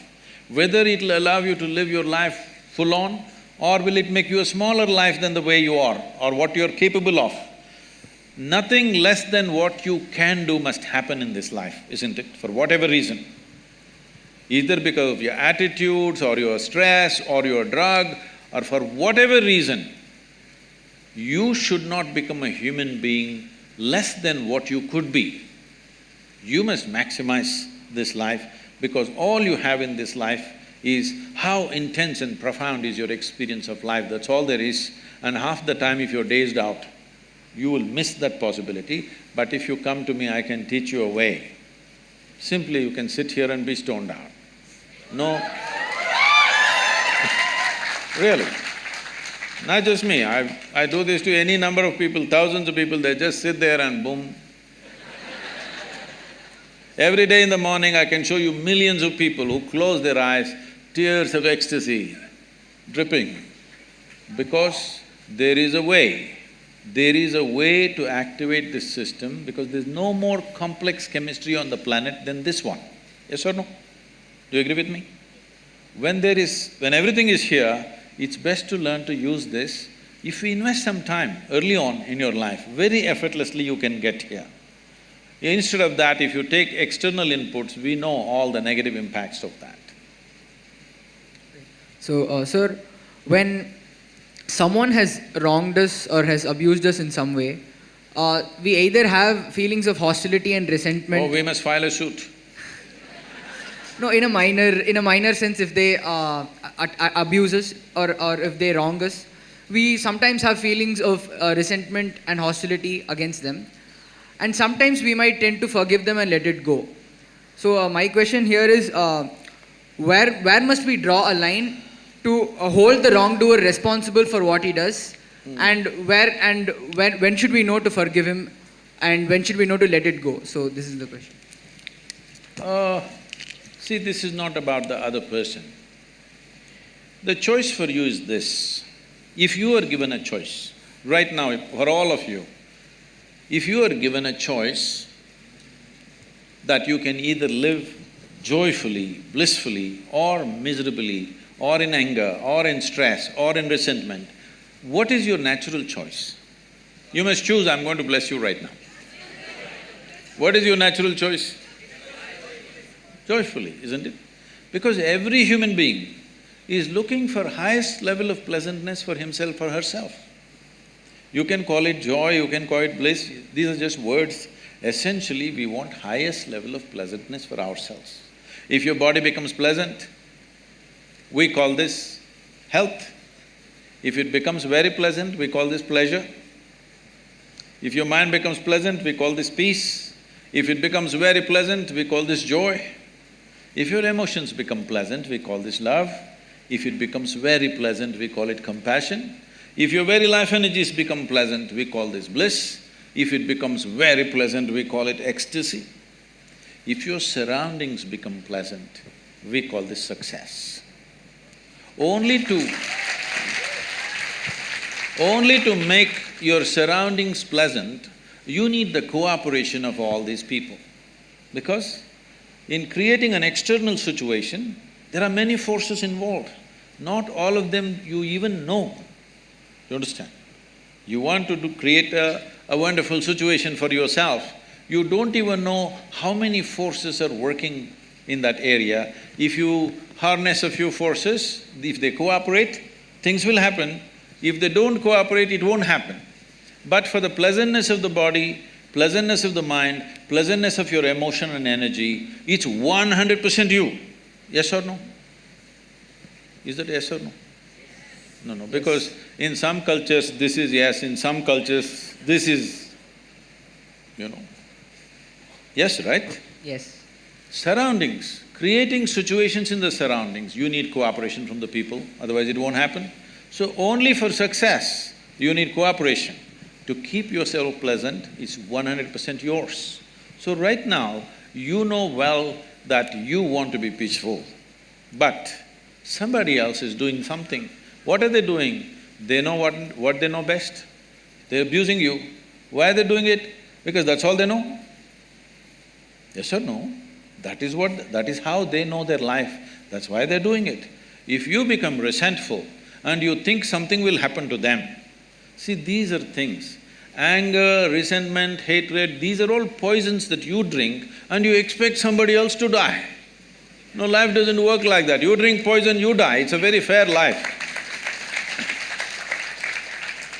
If you drink poison, you die. Very fair, isn't it so? I drink poison and you die, is it fair? So, people who are in anger, resentment, hatred, this is their thing. They are drinking poison. When I say poison, I am not saying in a moral sense. There is substantial medical evidence right now that we can show you with a blood test that 5 minutes before you take your blood test right now, 5 minutes you may remain in extreme anger and take your blood test, you will see you're chemically poisoned actually. So you're literally poisoning yourself, thinking it's going to hurt them. No, it's only going to hurt you. So it doesn't make sense to me, that's all. It's not a morality, whether you should get angry or not get angry. It's up to you if you want to make a mess out of yourself. So this is a question we were sent, and the context of this question, as I understand, is that previously our understanding of gurus or mystics were individuals who meditated and were in penance in forests, who were not attached who are not attached or concerned with businesses. So a question we were sent is that now we see a lot of mystic individuals who have huge foundations, who have companies, some of whom who have gone into production of foods and soaps. So the question here is that, is this… Toothpaste. Toothpaste That's the most too? popular. So the question here is that, is this a healthy trend that you have individuals who you otherwise identified as individuals devoid of material pleasures or away from material pleasures or away from businesses are now actually turning to them? Well, you have not yet managed a business. Managing a business is definitely not a pleasure. But I know who is in the focus right now. See, I had some kind of a conference in Chennai, and somebody came to pick me up, and the driver was driving. He's a regular driver. He goes behind what is in front of him, and it's getting late. I have a reputation to keep that in these 37 years I have not been late to a single event in my life. Though in one day I may have 3, 4, 5 events, still I have not been late to one. So I want to get there, this guy is going at his own pace in the traffic. So I said, you get out. And I took the wheel and I did some forced driving. That was in Tamil Nadu, the Andhra Pradesh police cannot do anything about it. So I did some forced driving and just made it in time. The security gate at the hotel, these days they're stopping you, opening your bonnet, checking your engine and your boot. But nobody knows what they're looking for. After that Mumbai event, unfortunately, everybody has to go through this. So the car in front of me went and the gate opened, I just went through and they were screaming. I came into the portico, stopped, left the car there and ran into the conference. There was some journalist standing there. After I finished the thing and I came back, they said, in ancient times, yogis used to walk. You drive your own car, what kind of a yogi are you? Then I said, you idiot, in ancient times everybody was walking, not just the yogis. So mystics keep with the times. Huh? So mystics keep with the times. Oh, they were always contemporary. The problem is most people's idea of a mystic is the Sivakasi calendar, where one man is sitting under the tree with a constipated look on his face. That is a calendar art, that is not a mysticism, all right? The mystics of the day, well, look at anybody. If you call Krishna a mystic, he was working with the kings all the time because he wanted to transform the political system. If you see Gautam Buddha, always working with the kings because he wants to transform the political system. Without transforming the political system, people will not benefit. So always, the gurus were always around the kings, not because of their palaces, because of their concern, unless the one who rules transforms himself, there will be no benefit for the people. Right from ages, you go back wherever you want, always they were around the kings, not looking for crumbs in the palace, but simply because unless you transform that one fool, the country will not change. So it's been indicated to us that, there's a lack of time, so what we could do is that I have a question on section 377 and Angad has a question on something else. If I'm not wrong, 377 will be taken up by somebody in the audience, so I'll let that go. Or if it's… does anybody in the audience have that question? Then I'll let it go. Does nobody have a question on that? Fine. So when somebody asked you for your views on section 377, you talked about how we should not be entering into people's bedrooms, how they should be given the privacy, how we should not be criminalizing this. That being said, there was a statement after that which me and a lot of Nalsarites didn't understand as to what was the context or the basis of that statement, is that it should not be promoted. What is this, it should not be promoted? See, right now, there are people, large majority of the people are heterosexual. You don't have to promote it. Anyway, they will do what they have to do. Similarly, if there is homosexuality among a certain segment of people, no need to promote, they will do what they have to do. And what a heterosexual person is doing in the bedroom, does anybody inquire what is he doing? They should not inquire, it's not civilization, I'm saying. Similarly, no matter what the hell you're doing in your privacy, we will not even inquire, I'm saying, because we're not interested. What you're doing with your body is not my interest as long as you're not harming yourself. If you're damaging your system, then maybe we have to intervene. Otherwise, what's my business what you're doing with your body? The question I have on that is that, yes, as far as heterosexuals are concerned, they are a large majority. When it comes to homosexuals, there exist social prejudices which prevent them from coming out and acknowledging what their sexuality is. In that context… That was because there was a certain law. You must understand, this law was made by the British. The British made this law because the English soldiers that they brought from England to manage this large nation, they did not come with their wives and girlfriends, they came all men. So homosexuality was all pervasive among them because they had no options. So because of that, they brought this law which is actually said as buggery law, okay? So that was made in a certain context. So now the Supreme Court, the highest court in the country, has removed it, it's finished. What is the debate continuing about? But I might be wrong as to what the opinion of a large portion of the population is, but I don't think I'll be wrong in saying that there do still exist significant prejudices against homosexuals. And in that context, should we not be allowing… That is what I'm saying.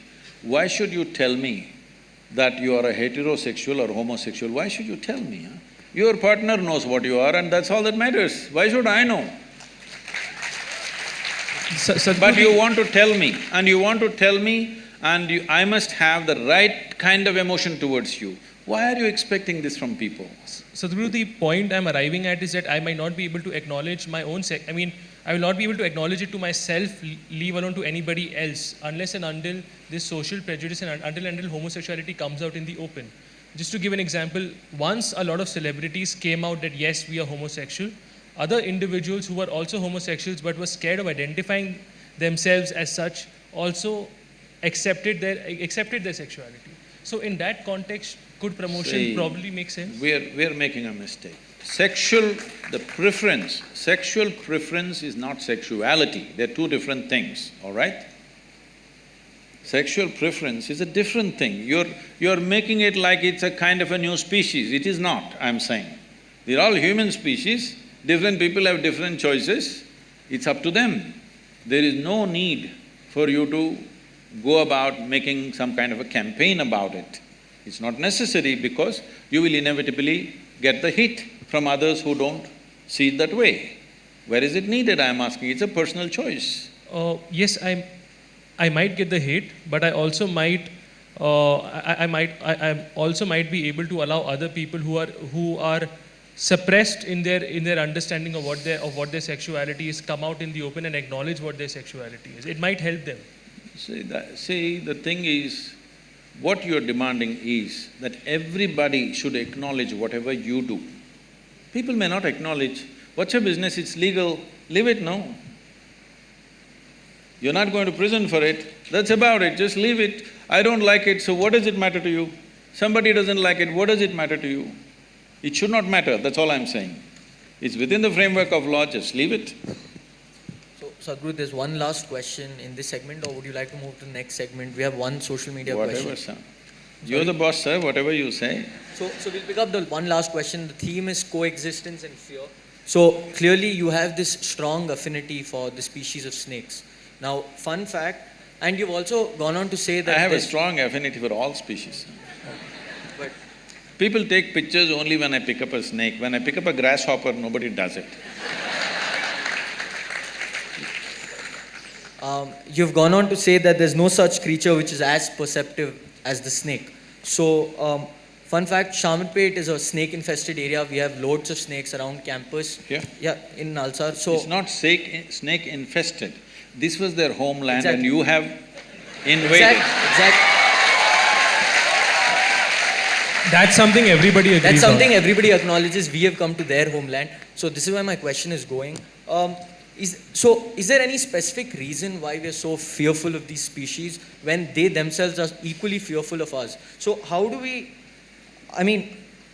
train our mind to overcome this paranoia? And the larger question is, how do we ensure a mutually sustainable habitat where we do not disturb the balance between the human-animal interaction? See, there are many questions. I don't know what's the level of interest in snakes, accordingly I will go. Hello?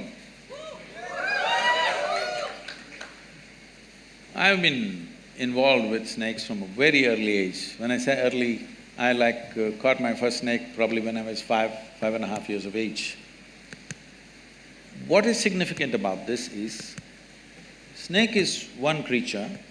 If you do not know this, it's stone deaf, you know this? All snakes are stone deaf, they don't have hearing mechanism at all. So, it literally has ear to the ground, its entire body is to the ground feeling reverberations. To what extent means, let's say there is going to be an earthquake somewhere in Central Asia. If you just observe a cobra today, let's say in the next 3 days there's going to be something happening. If you observe a cobra, how he behaves, you know there's going to be an earthquake. If you study it sufficiently, you can even indicate the direction in which it's going to happen and an approximate distance. Whether it's going to happen 100 kilometers away, 1,000 kilometers away or 3,000 kilometers away, you can make an approximate guess, like meteorological science, you can observe. Because he's got his entire body to the ground, even the smallest reverb that he feels, he behaves differently. So in that context, he is very perceptive. And he is also chemically very perceptive. The only way he knows you is by your chemistry. He doesn't see you very well, but he knows your chemistry very well. See, if you go… don't try this by yourself, because you're on pot. You may not be quick enough for them. If you just go and pick up a cobra simply like this, not by his head or something, just in the middle, hold him, just pick him up, he will simply come without any resistance. If there is any anxiety or anything within you, you show little bit of anxiety, he will go for you because he sees it as danger immediately. So I was telling people, people were saying, how do we know, Sadhguru, we are really meditative and at ease? I said, we must do a cobra test for you. If you just pick it up, if he just comes, you're at ease. If he reacts, that means you're not at ease. I don't know, one picture came for a moment in that video where I'm holding a king cobra. You saw that one? A king cobra, I think no, not in this, it didn't come. I think the king cobra was on the ground. There's another picture where I'm holding a king cobra halfway down and he's just like that. A king cobra is a snake that if it bites you, it'll just hardly give you 20 to 40 minutes, you'll die within that. A regular cobra, it bites you, because you say they have snakes, I'm giving you some knowledge.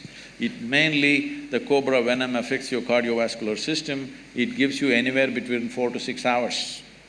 If you don't get excited, you may get another 1 or 2 hours extra. If it bites you in the body, you will have 4 to 5 hours. If it bites you in the limb, you may get 6 to 8 hours time. But if a viper bites you, you have much less time. If a banded carrot bites you, you have just 1.5 to 2 hours. Because one venom attack affects your neurological system, another venom affects your cardiovascular system. What it is doing to you is your blood gets thicker, so you can't breathe. And everything gets tough because the heart will start pumping in a certain way because the blood gets thicker and thicker, coagulation happens across the body. Why I'm saying this to you is, the nature of the venom gives him that. Venom is not only in his sac, he's producing it in his entire body. Today, there's so much research gone into the medical sciences, you will see in the next 5 to 10 years' time, almost all neurological ailments will be treated with cobra venom, snake venom and scorpion venom and spider venom. And some sea snakes which have very special kind of venoms which could kill you in 5–10 minutes. So, a lot of research has gone in.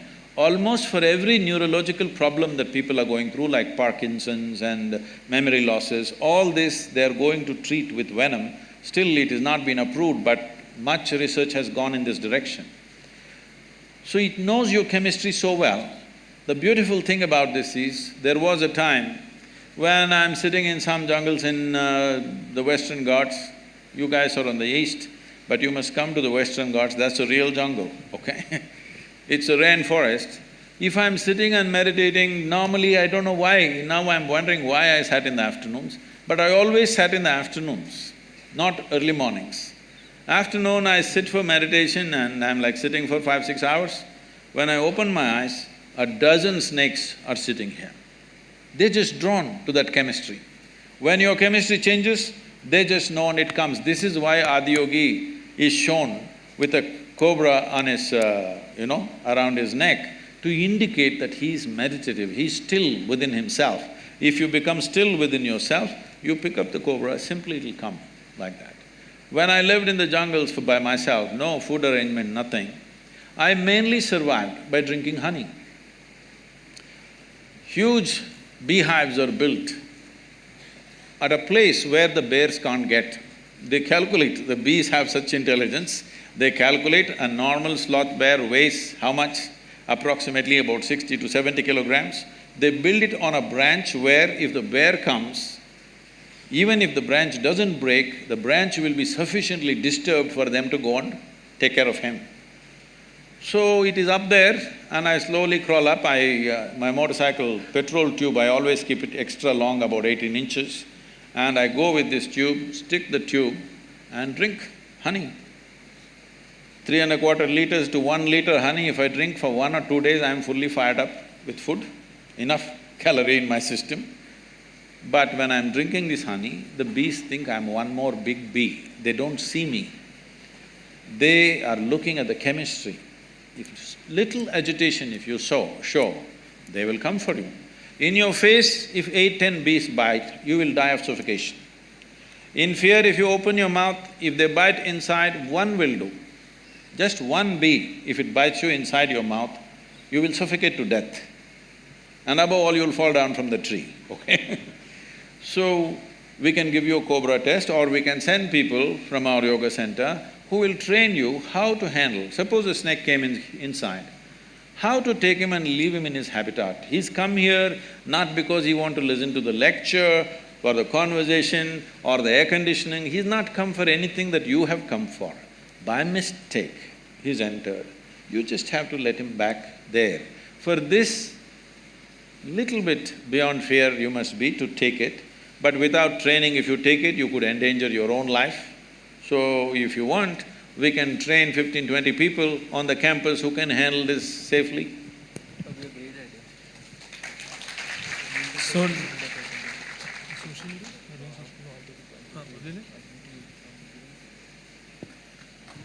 fine. So the next question is, so we'll be doing the social media question. There's one social media question. Then we open it up for audience questions. The social media question, Sadhguru, is that how do we get the population interested in politics and in governance? in the sense that If you can hold it little closer. how do we get the population interested in politics and governance in view of the fact that, in most elections there are less than 50% turnouts? See, this is not about politics. There is not enough concern about the nation and the people. That concern has not come to a whole lot of people. Still we are in that mode. Our attachments to our family, our identities with our family and community is so strong. If me and my family are doing well, I don't care a damn what's happening to the country. Election day holiday means me and my family go on a picnic, not for the voting. Who'll go and stand in the queue? We will go on a picnic or we'll go to the cinema, we'll do something else. Because the identification with the family is way bigger than the national identity, and because of that, they think us, other people will vote. This is their idea. Other people are going to vote, so what is there if I don't go? There's a beautiful story that Mark Twain used to love to say. There was a time when people believed there are people on the moon. Before Apollo, I'm saying in America, people believed there are people living on the moon.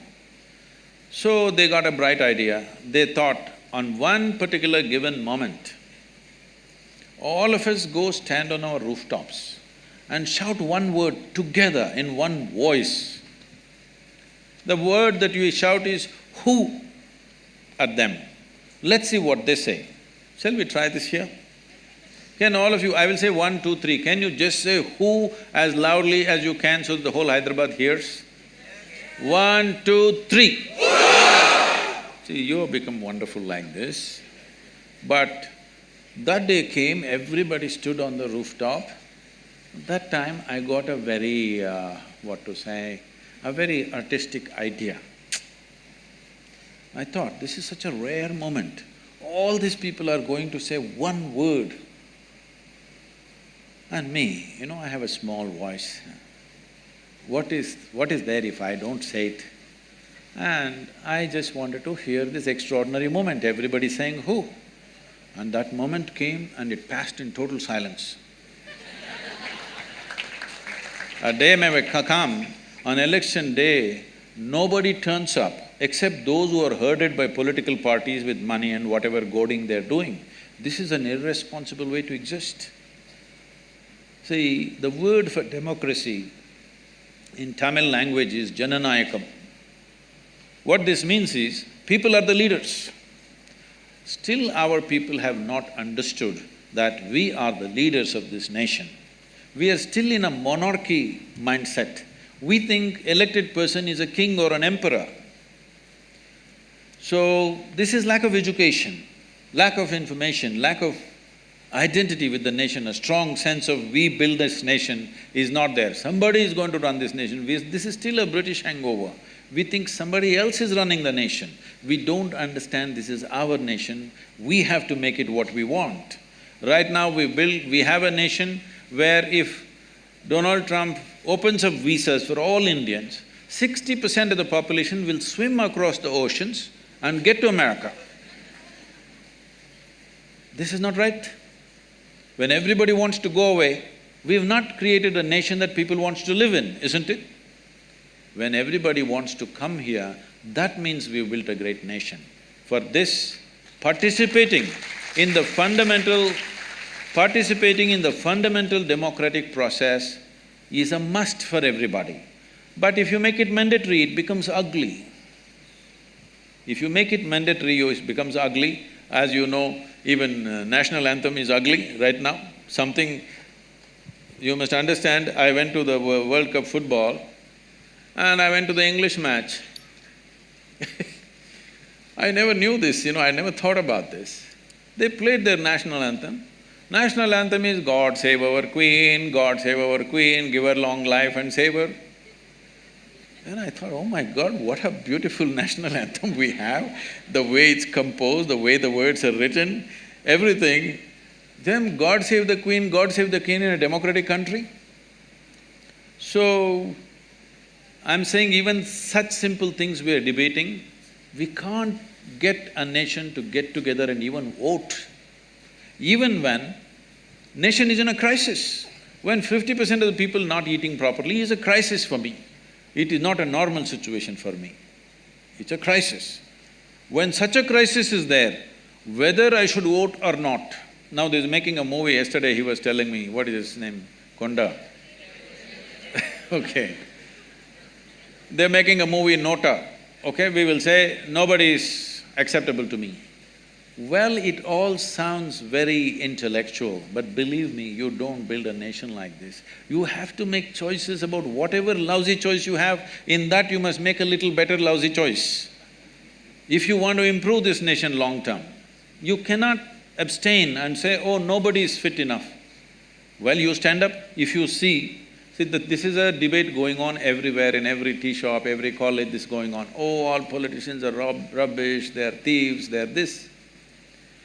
If we have handed over this nation to the hands of the thieves and we are sitting back here and we don't even have the responsibility of voting, we are the more bigger thieves than them, isn't it? Hello? This responsibility has to come. We have not understood our basic democratic responsibility. When we do not understand that, we will become unfit for democracy, then something else will take us over. It is very, very important, not just voting, there are many other instruments through which you can participate in the democratic process. It is very important the student community participates, not on the street, not protest, not burning a bus, but participating in the instruments of democracy. All of you are law students, you must take a certain part of your life to educate the country and the youth. What are the ways in which they can participate in the democratic process? This is very, very important to make this nation. Thank you for the answer, Sadhguru. Now we'll open this to audience questions. I think there were a lot of people that side and… Okay, so Javi's been raising his hand and standing up since a long period of time, so I'll give it to him first.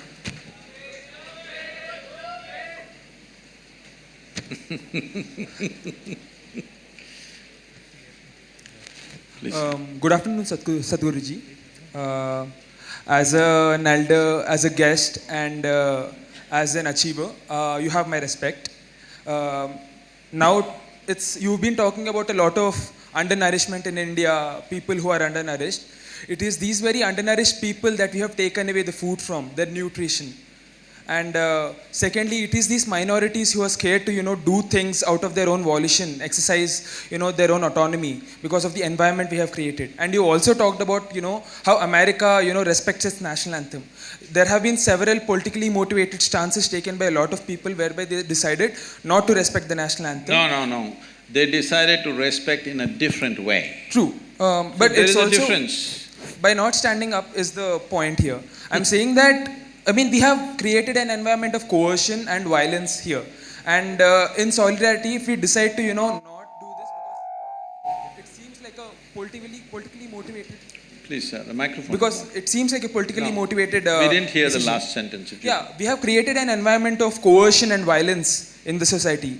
All the people are being forced to do this against their autonomy. So in solidarity, if you decide to not stand for the national anthem, there are bigger things here. If you, I hope that was not a rhetorical when you asked us, is there a solution?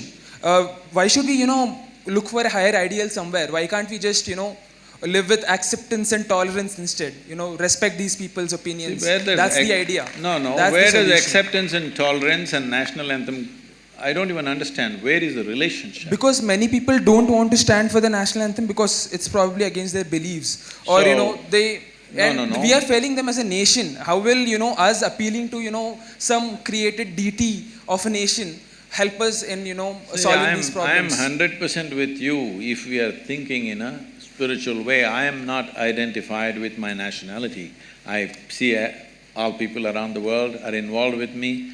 My work largely today has become much bigger outside the country than here. So it is not… See, you're looking at this in a very simplistic way or in a rudimentary way. In the sense, you think everybody should be either for or against. I am not for or against, I am just asking you. Now you talked about various levels of injustice which has happened in the country, unfortunately it's a fact. The question is, to correct this, should we stay together or each one of us do our own thing and hope it'll get corrected? I'm just saying that the staying together can happen by acceptance and tolerance and not Yes, by... sir, but that's not happened, right? It can happen in theory, but has it happened?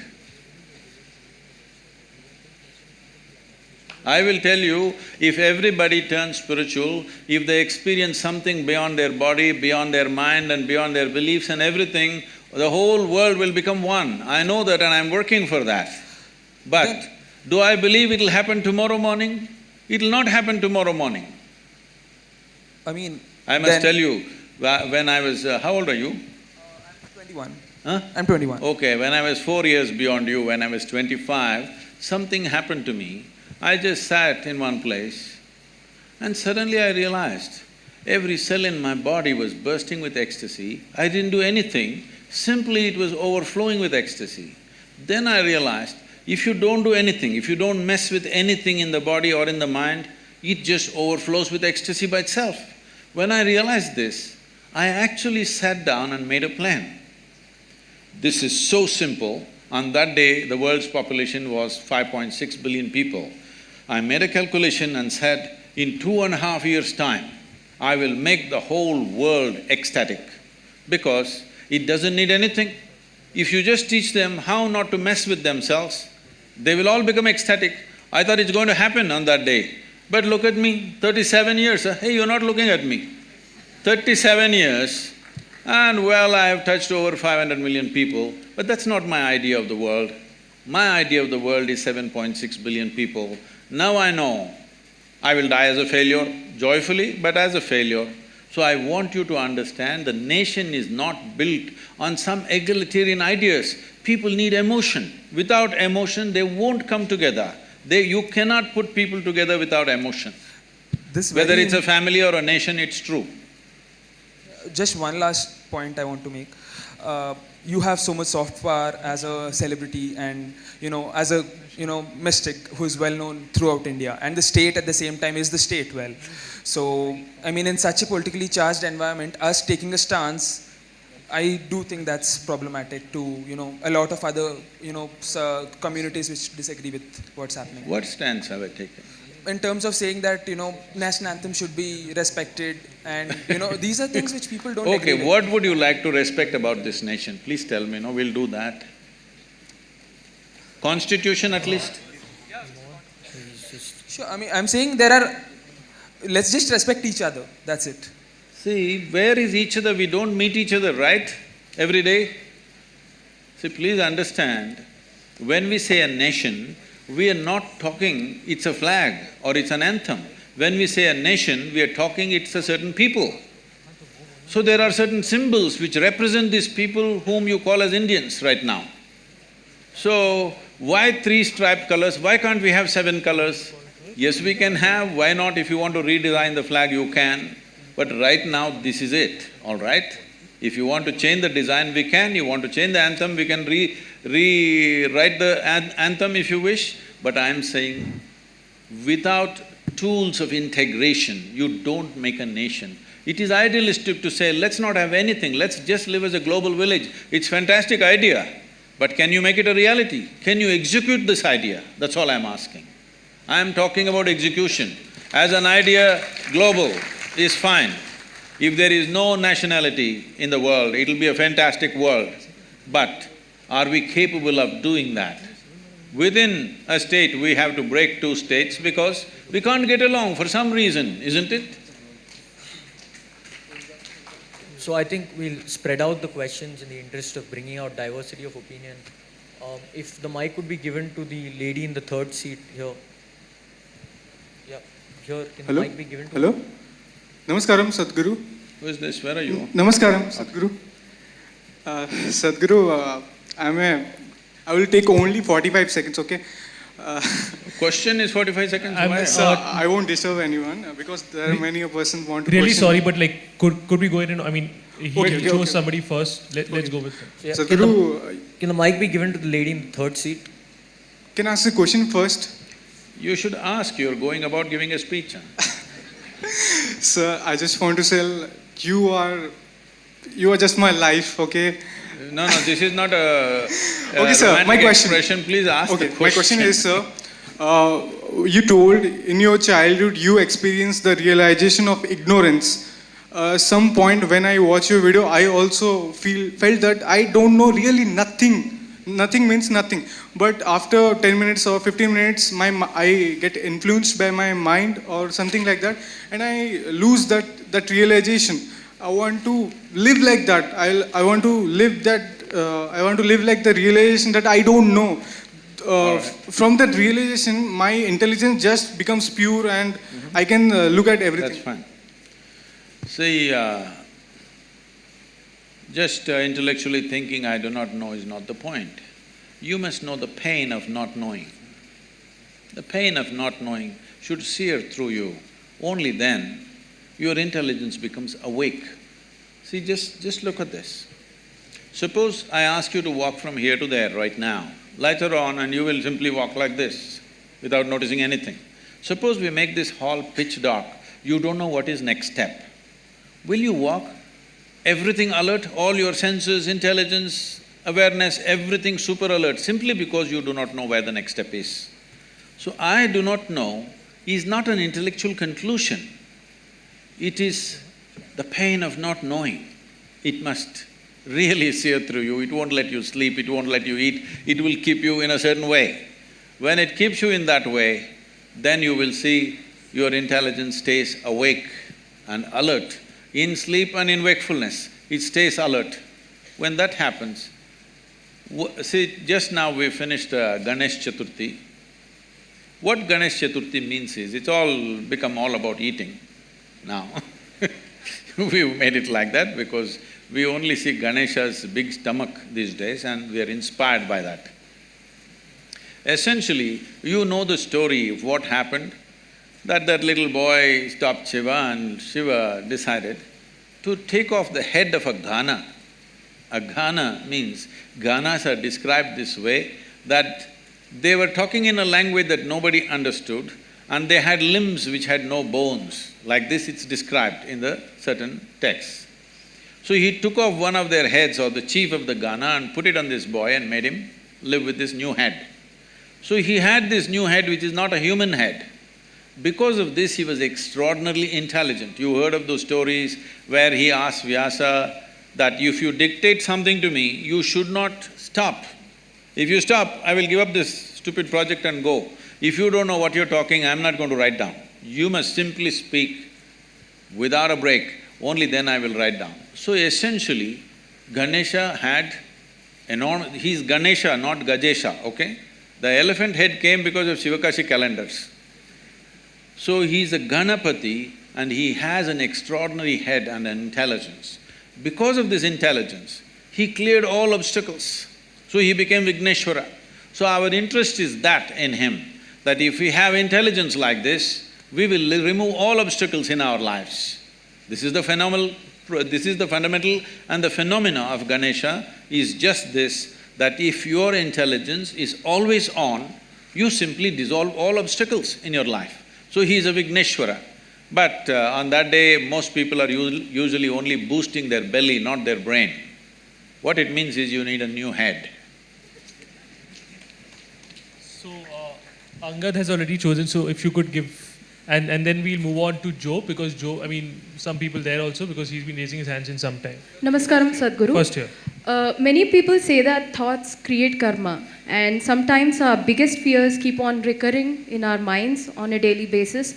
So how do we stop that flow of thoughts, and how do we stop those fears from materializing, and also how to cut down on unwanted karma?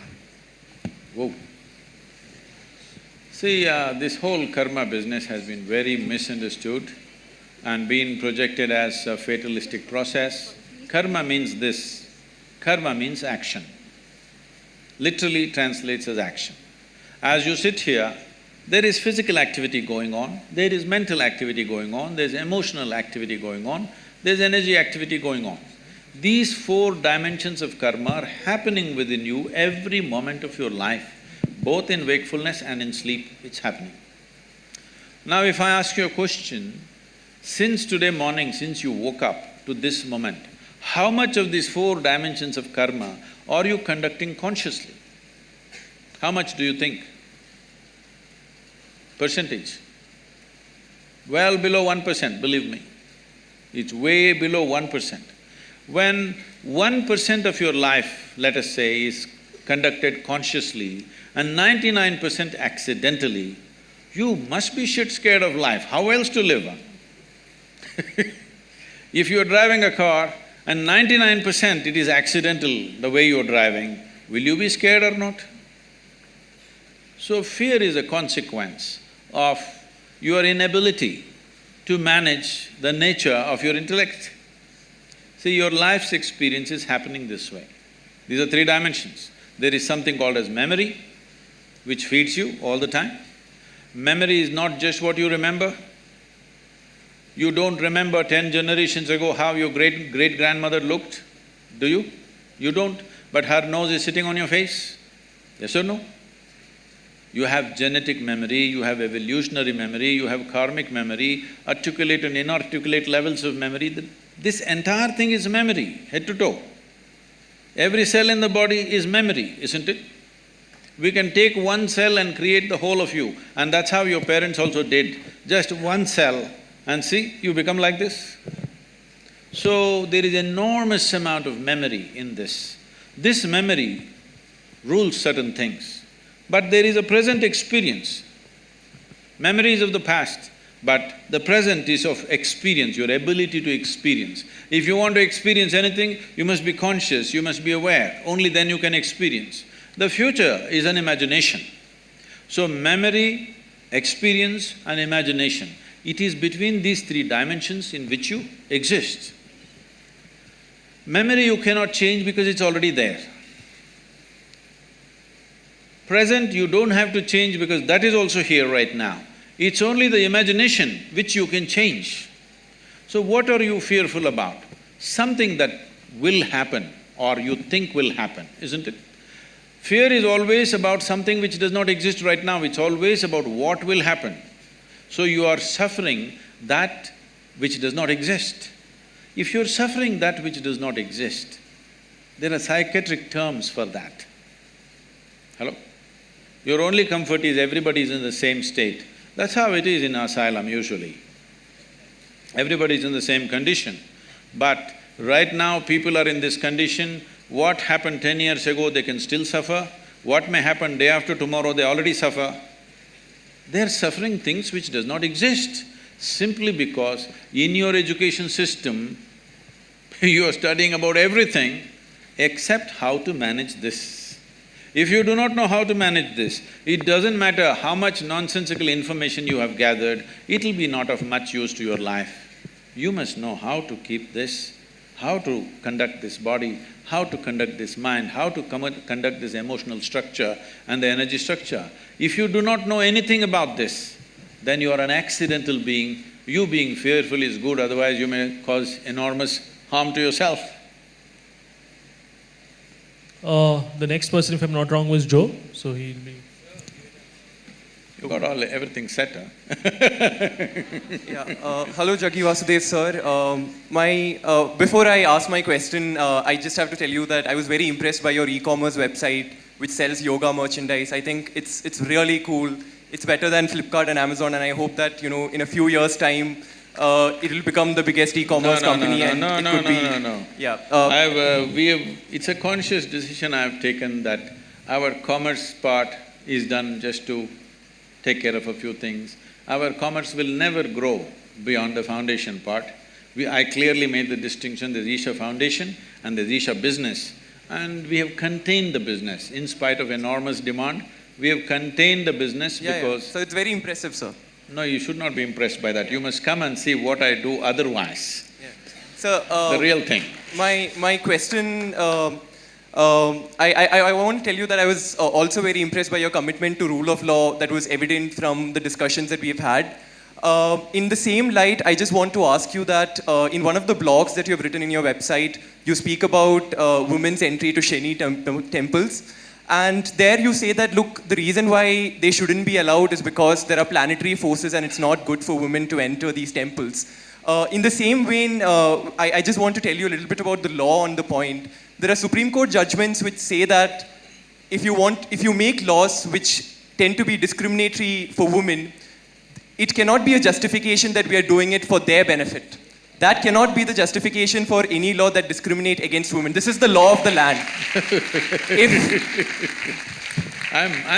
In that same vein, would you say that if that is the law of the land and you're committed to the ideals of law, then one, how do you justify that? Yes. And two, one more question, sir. Let me say. So just a follow-up question. The second part of the question is, in the same article, you also mentioned that we can control the impact of planetary forces on our life through inner engineering. What is inner engineering? Is it a program that Isha Foundation hands out? What is? What exactly is inner engineering? Is it something that you guys do, and like only if you guys can tell us what is inner engineering, only then will we be able to, face the forces of planetary forces? What exactly is this concept of inner engineering? Okay. We'll answer that. So right now, why don't you ask this institution now, sir? Only if you tell us what is law, we will know what's the law. What is it? I'm sorry, sir, could you clarify that? I didn't get what you just said. No. You tell your institution in which you are, only if you trap us here for 5 years and tell us what is the law, will we understand what is the law? Don't we know? Well, only because you do not know, you have come here, right, to learn. Similarly, only because people could not figure it out by themselves, they have come. And only because it's working for them, they're coming in millions. Okay, you have 700 people here, we have 9 million volunteers working across the world. So, it must be working for them. So do not make these judgments, and don't think it's very smart to simply make judgments for everything. You are a lawyer, you are not a judge, all right? So let's come to the question. See, please don't do these things. It is happening from both segments of people. What you like, you shout and clap, please don't do that. For or against, that's not the way. The way to do this is, are we interested in knowing and enhancing? You ask a question as a way to enhance your knowing, not just to prove that you are smart. If you think you can prove you are smart, we will do something else to that. Anyway, you ask this question, I like the e-commerce, I know when you started off, I know when Joe is called, why he is called, we know what it is, I'm not that dumb, okay? When I sit here, when I just look at you, I know what you can ask, I will tell you. Let me tell you this, hello. When I train teachers to handle inner engineering programs, now we have transformed the program in a different way, but at one time when it was very intense, I trained the teachers like this. Somebody walks into the hall, they settle down here today by themselves without being guided. You just see, I made a chart of the hall and said, see, if they sit here, if they sit here, if they sit here, this is the question they will ask. You just be ready. When he raises his question, you know this is what he will ask. 93 to 94% of the time, it's always right like that. People think they are free and they're asking questions. But if they sit in that place, that's a question they will ask. In any venue, not in any particular venue, just anywhere. This may not look logical to you, but life happens like that anyway. So now when you start praising the e-commerce, I know why it is, it's not that you're appreciating it. I'm telling you, Isha Foundation is a foundation run by the volunteers. Over 4,600 full-time volunteers who are far more educated than you are, and over 9 million part-time volunteers across the world, giving their time and money and energy to make this happen. Why are people doing this? We are not promising them we'll take you to heaven. We are not telling you you will go and sit in God's lap. Why are they doing it? It must be done wonders to them, otherwise why will they invest their life in it? So without knowing anything, don't make conclusions. So are you the only one? Well, you can do it in so many other ways. If you knew how to figure it out, why would I be needed? You do not know how to figure it out, so somebody comes and helps. If somebody comes and helps, why are you helping people? You leave them with their problems, they'll be good business for a lawyer? Is that what you're talking to me? Please don't feed upon people's problems. People have problems. If you have a solution, it's good. If you don't have a solution, at least leave them alone. Now, about commerce, we have every day in the yoga center, the minimum meal is around 7,000 people per meal. On the weekends, it's 15 to 20,000. Whoever comes, nobody inquires, who are you, why are you eating here? Whoever comes, they're welcomed and they're fed, all right? And we are running 12 schools in remotest parts of India, which is the same level of education that one would get in a good urban school, and 40% of the children are first generation going to school. Over 9,000 children are sponsored fully for their entire education. And we have medical activity going on across Tamil Nadu in a big way. There are many other aspects which I don't want to go on listing. For all this to happen, it needs a certain financial thing. Now if I come to you with a begging bowl, you will say, why have you come to me with a begging bowl? If I earn my own money, you are saying, why are you earning your own money? What is the problem here? What is the problem? Only thing is, I have not come to you as a client. Is that the only problem you have? I want you to know, the people who are working in the foundation, most of them, some of them are here, they're doctors, engineers, accountants. They have quit top, high-paying jobs in their life and they're serving for free, all right? Thousands of them. And you have something against them, please. It's not about me because I don't do all that work. People are doing all that work, including the website and the commerce. So just for the diversity of opinion, so that, as a moderator, I have to ask people from… Oh, women's rights, yes. About Shani Signapur. See, first of all, you have a misunderstanding that Indian temple is a place of prayer. Indian temple is not a place of prayer. I want you to know this. Different temples were built in different ways for specific purposes. Shani temple is built for occult purposes. Occult means, you know what's occult? What is the Telugu word for occult? What? What is that? What people call as black magic or whatever, you know? There are certain occult practices where if the occult practices are being done, women in state of pregnancy, in menstrual cycles, it could seriously impact their life. So they said women should not go. It was also designed that on a certain day, if the woman is in a certain condition, on a full moon day she can go, other days… These are prescriptions, these are not restrictions. These are prescriptions, these are not discriminations. These are done with a specific intent. Or, now that you're talking about women's rights, why don't you fight for the men's rights? In our temple, the Bhairavi temple that we have, men are not allowed inside the sanctum. Why don't you stand up and fight for that? I will tell you why they're not allowed. That temple is only for the women. Men are not allowed. Why? Is it a discrimination? It is not about discrimination, it is a certain dimension of life. If you go by this crude sense of equality, you will harm the woman immensely. There are millions of temples open to everybody. Suddenly, why discrimination will come in one temple? What are you talking about? This is not a culture which discriminated against women. There are more female deities in this country than male deities. Every village you go, there is an Amman temple, there is a Devi temple. And you think it's discrimination?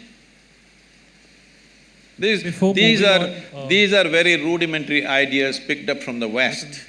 You have not seen this culture, you have not understood the profoundness with which is run. Unfortunately, because of 15, 20 generations of poverty, we've kind of mixed it up and made a mess out of it. That is a different matter. So, before I move on to another person, and he'll probably be the last person, before I move on to you, are the people there done with that particular question, or is there any further question on that particular issue?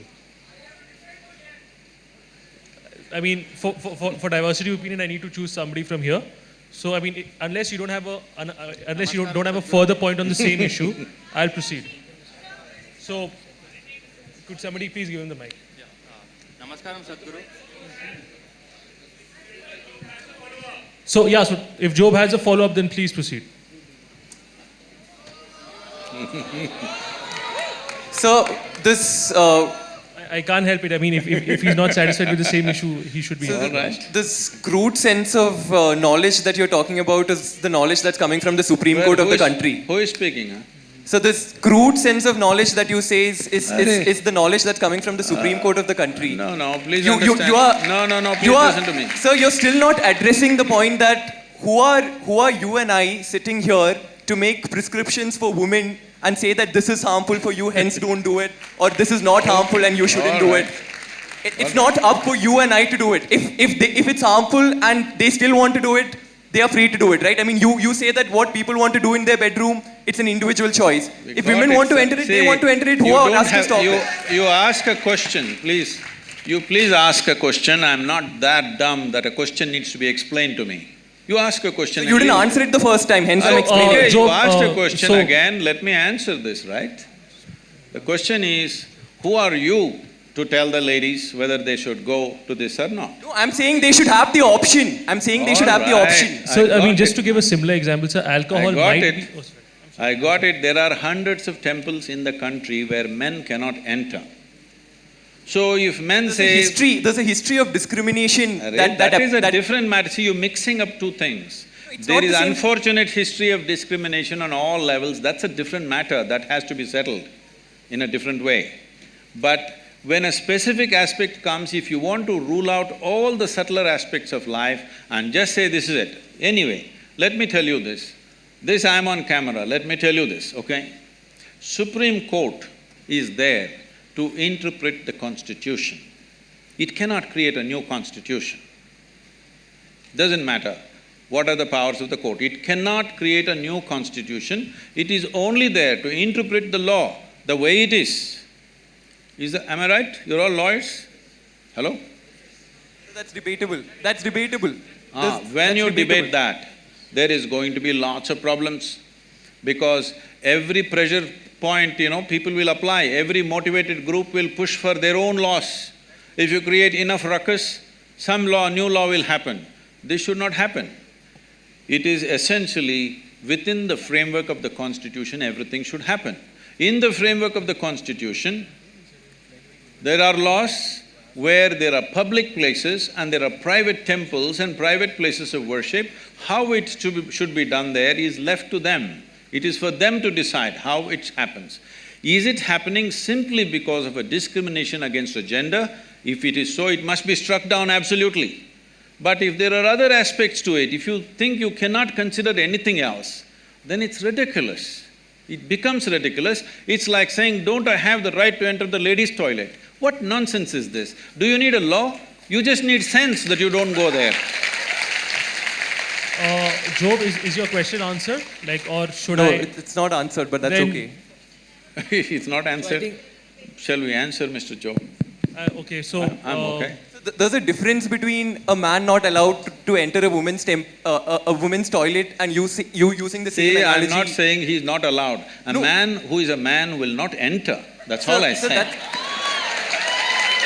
So that's a really I think stupid analogy that you're saying. So, we are discussing the question of women's entry to temple and you're just one saying the second, reason why I'm they're sorry to not stop allowed. you. One second, Sir, Subban. I'm sorry, please, so sir. you can continue with your The question. problem, sir, Mr. Joe, you do not know the culture of this nation. You're talking simply activism Yeah, without because- knowing because the I'm culture of Catholic, this right? nation. Because in this country, in this culture, the idea of discrimination never arose. I want you to understand, even before other countries ever thought of even giving franchise to the woman, this country did not even debate whether women should have voting rights or not. It's simply there because in our culture we never thought so. So the discrimination, exploitation is there. I want you to understand, there is exploitation, there is no necessary discrimination. Exploitation is not just of the woman. Anybody who is weaker than you, people are exploiting, whether it's a man, woman or child. Why do you think everybody is beating the children? Just simply because they're small, not because they have a right to do it. So anything which is weaker than them, they are exploiting, not just women. Unfortunately, women have also been taken a much amount of beating in terms of exploitation. But do not misunderstand exploitation and discrimination in a fundamental way. Discrimination is a different aspect, exploitation is a different aspect. I think, Job, we can agree to disagree here and let's move on. There's one last question we'll be picking up. Yeah, Fine, so for the diversity of opinion, so there's we'll somebody pick on that from the group. back. From the back there, can the mic be given to? Okay. So, there's somebody can you from can you another take group and then who one will last take- question from the back? Yeah, okay. Yeah. Good afternoon. Society is celebrating legalization of homosexuality when it can't even accept intercaste marriages. What? Society is celebrating legalization of homosexuality when it can't even accept intercaste marriages. See, the thing is, and I got it. Sadhguru, Yes. being a science student, I have a small question. No, let's finish this. No, just something. I thought one person, one question, I thought. Yeah, it's small. Can Just- we please answer yeah, yeah. one by one so then there's no No. confusion? To maintain, in this evolution, to maintain the genetic variability, the sex or marriage should happen between different groups of people and different communities. But due to this intercaste thing which is in our society, the marriages are happening between the same community, that is the same caste people, which leads to the further species makes this. We got the question. Yeah, please. got it. We got Please it. answer. And sir, you have done rally for Save for No, Rivers. and leave that, please. Please do remove this intercaste technique in this society. Okay. So, this is related to Joe's question, in a way, in the sense, see, we must understand this. Unfortunately, most human beings are in this condition. If they find somebody who are little weaker than them, they will see how to extract something out of them, how to dominate them, how to do these things. This is coming to you from your childhood, from your school, that you want to be number one, parents are telling you this, everybody is telling you this. So always want to be on top of somebody. So with this, if a blacksmith thinks, a goldsmith thinks a blacksmith is inferior to him, unfortunately, though a blacksmith's work is more useful than a goldsmith's work for making of a society. So like this, simple professional differences, we have made it into horrible discriminations in this country because this is an ancient culture, lived in the same place for thousands of years. People learned how to organize their exploitation against each other. They managed to organize this. So in this context, we must understand, unless human beings evolve to a place that you do not exploit other people's weaknesses, discrimination will not go. You can talk as much as you want, it will not go. For thousands of years, it's not gone. One thing about the caste system is, it was basically a professional division which turned out to be a very discriminatory process over a period of time. Now largely this professional division is going away because people come, now we don't know what caste you are, it doesn't matter, you're becoming a lawyer, all right? You're not a vakil kind of caste system. You something and you're becoming a lawyer. Somebody can become an engineer. So, this transference of knowledge through family systems are gone, so in that context, caste has become irrelevant. Right now, the caste still exists much more strongly in the rural community than in the urban community because that is the only social security most people have. Something goes wrong with my life, I can only go back to my caste people. If I go to somebody, they're not going to help me. So this is unfortunately the social security system that they have, which is exploited again in so many different ways. Unless we develop a universal social security system in this country that every human being has a net to fall back on, caste will not go. Once the universal social security comes, you will see caste will naturally die a death. You don't even have to fight it, it'll just go away.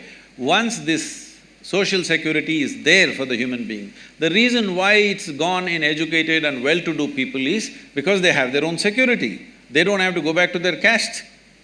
But the poorer people in rural India, for them the only security is their caste, their clan. You can only go back to your mama or your somebody else or whatever else, you can't go to a strange person and ask for help. So we have to make the society where every human being feels secure in the country. Only then you can remove this, otherwise you cannot remove. People are thinking this is just based on discrimination. No, discrimination is coming because wherever somebody is weaker, somebody is exploiting them. This is not caste, this is not gender, wherever, whoever they can get, they will exploit, all right? Why women and children take the beating is because they're little physically weaker. That's the only reason. Not because they're against the women or against the children, simply because we have still not evolved out of this, that we will treat the strong and the weak the same way. This has not come into us.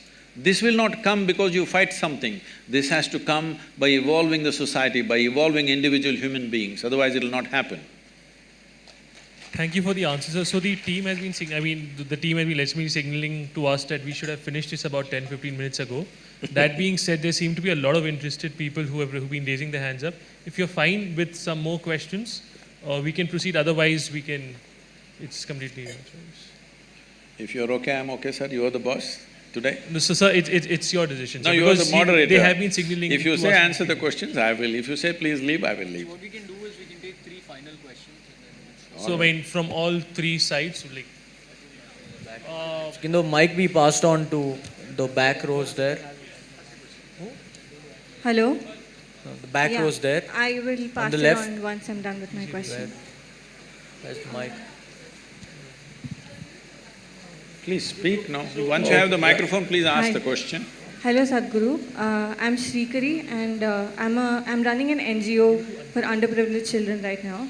And I've sort of decided for myself that this is what I want to dedicate my life for, which is serving the society. So I have 3 questions for you. The first is, being a social entrepreneur yourself, how do you think I should prepare myself for the rest of my life to be dedicated to this cause? And second thing, you've mentioned a lot of issues, for example, malnutrition, and there is intolerance, and there is so many issues.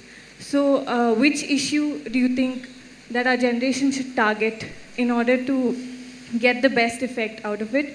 And thirdly, do you have any sort of program that can help our students who are doing this kind of an effort, because we don't have the kind of power or exposure to reach the kind of levels that you can? If any of you have… Please sit down. If any of you have, as she said, if you have similar intentions, that you want to take up a social cause and make it happen, well, you asked me, which should we take it up? In my focus right now is nourishment, education, ecology. These are the 3 things which are crucial for this nation. If these 3 things happen, all the other problems will get sorted out by themselves. If you start attacking small problems which are in the country, which are plenty, not 1 or 2, they're in hundreds, small issues which we are picking up, believe me, you will not solve the problem, you will only have the satisfaction of fighting for something. Don't fight for something, we have enough fight going on, we've seen enough fights forever. It's important, this country must be well-nourished, fundamental education must happen, and ecologically we must take some quick steps, because this is an area which we cannot reverse very easily. It may take decades or even centuries sometimes to turn it back, depending upon the kind of damage we cause. These 3 dimensions if we take care, all the other issues that you're mentioning, many other issues, small issues, I am not saying they're not important, but if you take up those causes right now, you will not have a good foundation, but you will build a superstructure which will anyway collapse after some time. So these are 3 fundamentals. If anybody who has such intentions, if you want, you come to us free of cost, we will train you for 1 or 2 or 3 months. Right now, we are… somebody mentioned Rally for Rivers, we are training hundreds of youth for over 6 months about the ecological aspect, how they can take it up in their own area, full depth and dimension of the problem and how they should handle it, how they should deal with the governments, they should deal with the people and the situation on the ground, how to manage this, like this. So for these 3 aspects, if you're taking up nourishment or education or ecology, we can train you. Above all, if you're going into social activity, I've seen so many people, particularly Indians who are settled in United States, after working there for 10, 15 years, when they've made a certain amount of money, quite a few of them get this urge they want to come back to their village and do something. I'm telling you, almost 90% of them return absolutely frustrated, not able to doing anything, and lost their money, lost their job, this kind of situation. Simply because India is a complex thing to deal with. One has to be in a certain state of… First thing is to understand, another thing is how you are. If you are the kind who are going to get freaked and disturbed by everything happening negatively around you, then you should not get into it because they're going to freak the hell out of you on a daily basis. It doesn't matter how much work you do, you will only face abuse and accusations, and people will file cases against you, they will protest against you, all kinds of things. So it's very important you make yourself in such a way, what you want in your life, what you want to create, in which way you want to make a difference, that is more important than everything else. Every day volunteers who are working for us come up to me and say, Sadhguru, I can't work with this person is horrible, I can't do this. So I tell them, see, in this world, this is how people are. Like this, like that, like that, like that, this is how they are. If you think what you're doing is of such importance, you work with these people. If you want to work with ideal people, go to heaven and today. Yes. So you will have to work with all sorts of people, otherwise you can't do this. Yeah, so the individual in the red t-shirt is been asked since some time, then we will move to the right. That will be the last one, the one over here will be the last one. So, Sadhguru, we have two questions. One at a time, I'm a simple guy. Yeah, so first I'll ask and then one more. So, firstly, you said that from your years of practice and looking at people, you can just look at somebody and tell their past, present and future. Now, we'd really appreciate it if you could look at me and tell my past and present. Anything. No, I am not an astrologer for you. No, astrologer would be somebody who sees the future. I'm asking you only to see my past and present. Astrologers also talk about the past to get the market oriented, all right? I am not in that profession. So when you say you're a mystic, what exactly do you mean? When your first answer to his question about first impressions was that you can see the past and the present, while all of us mortals over here won't be able to do the same thing.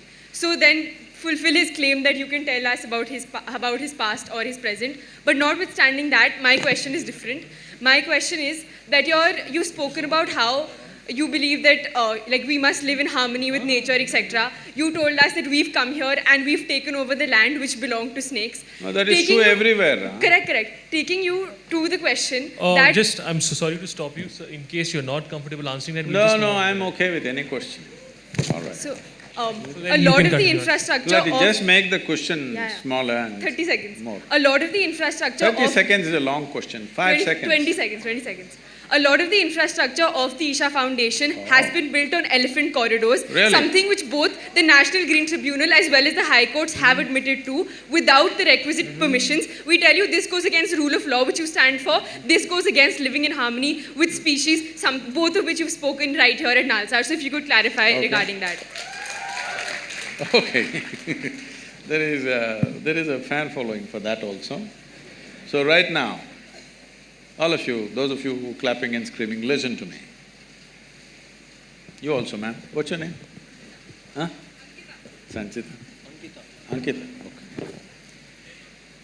Now we'll do one thing. I don't know what authority you have to say it's an elephant corridor. Listen, let me finish. The State Forest Department clearly has submitted to the High Court that this is not an elephant corridor. The Wildlife Trust of India has given a clear directive to the NGT that it's not an elephant corridor. The World Wildlife Fund says it's not an elephant corridor. But you say it's an elephant corridor. I don't know what's your relationship with the elephants. Okay? If you do not understand, right now we put up the map published by the Wildlife Trust of India as to which are the elephant corridors and which are not. And elephant corridor is not anywhere in 100 kilometers of where we are. You can go look up the map today. Now, you can open up your cell phone and look it up now. So, being in a legal profession you're going to get into, first you must get your facts right, all right? And, well, I know where this is coming from. There are some activists who are going on publishing this endlessly. You're reading that social media is trash and you're coming to conclusions. Anyway, I want you to know, today if I want, by tomorrow evening, I can file 100 cases against you, all kinds of things. It's for you to come out of it in the next 20 years. This is the country you're living in, I want you to know. So, it doesn't matter, I will tell you further. For continuously, I've been accused of raising a rainforest. Which is that rainforest? Where was it? Please show it to me. There is no such forest, so they've kept quiet now because I asked these questions. Then they said, we have occupied forest lands. Well, forest department has senior forest officers from not only Tamil Nadu, from the center, came and surveyed the place and said not a little bit of encroachment has happened. But people keep writing the same thing. Now I'm asking you, if you're really interested in justice, you and your friends who are clapping for everything, I will ask you to come. 10-15 of you come with cameras. I will give you all the maps, the survey maps and revenue maps and forest maps. You walk across, we'll give you total freedom to do the survey as you want, all right? If 1 inch, not 1 acre, 1 inch of forest land is taken, I have said this yesterday also, day before yesterday also, because I am surprised the same question is being asked, I will leave the country. You will not see me again. Is this good enough? Will you do it? So we'll take one final question. No, let me finish this, huh? This is a charge, this is not a question. Now, if 1 little bit is taken, forest land, you will never see me again, you will never hear me again, okay? I'll be gone. Okay. Well, wait. I will tell you the kind of activism that is happening there. Why? I'm sure many of you may be associated with this, I'm saying this on camera, it can be published, I don't care what, because I've reached a point where death threats are every day from these kind of people. Why all this is happening is, we are at the tri-junction of the 3 state borders. There are certain people who want to be active in the forest in that area, and we've become a big problem for them. They want us ousted from there. That's not going to happen in their lifetime, because it's not just for our interest. I want to make sure such activity doesn't happen in the forest. And we have fought for this, so we're getting all this flack.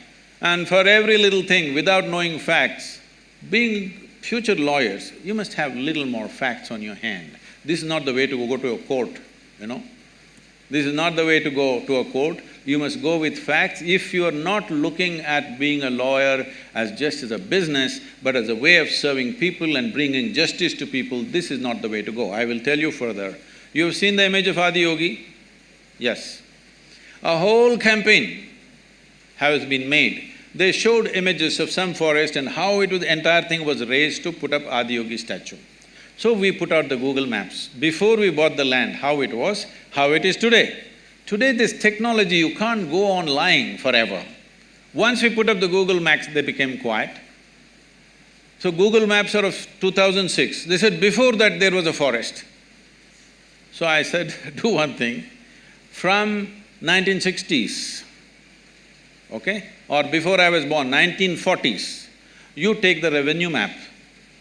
I will give you all the survey numbers in which we are.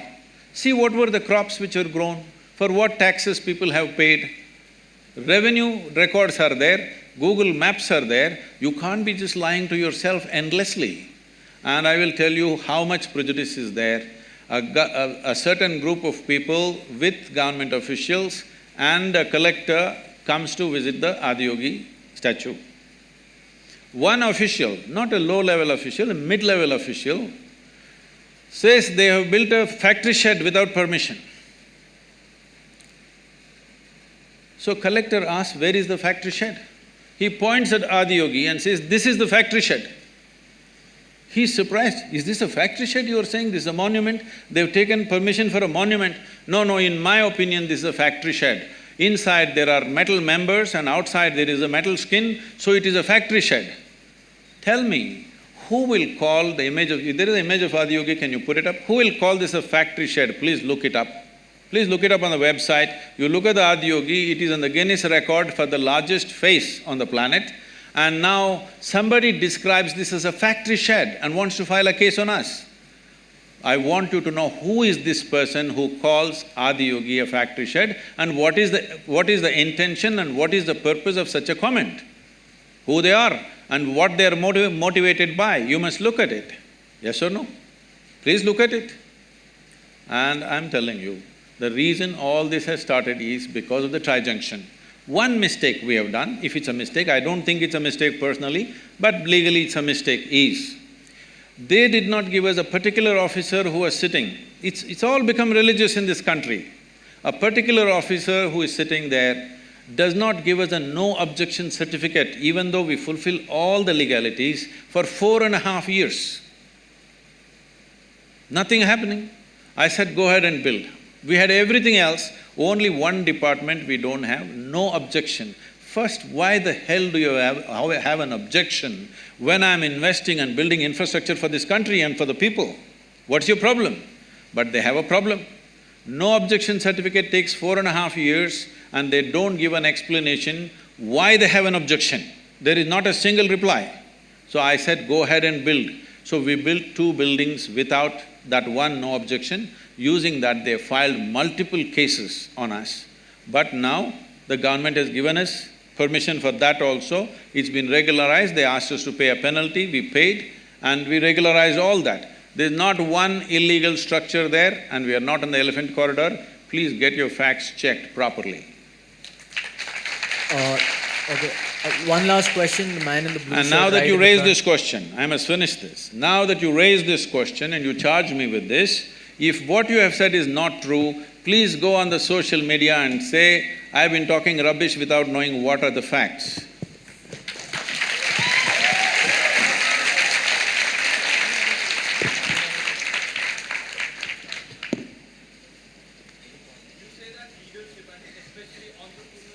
Yeah, it's not working.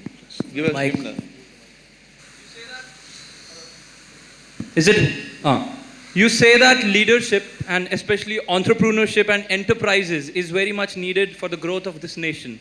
So how important is it for the youth or a young individual to be a leader and having a bigger vision which is beyond just their own survival but which includes larger well-being and growth of humanity? And if someone takes such responsibility, how a person having such a vision make himself capable and competent and clear?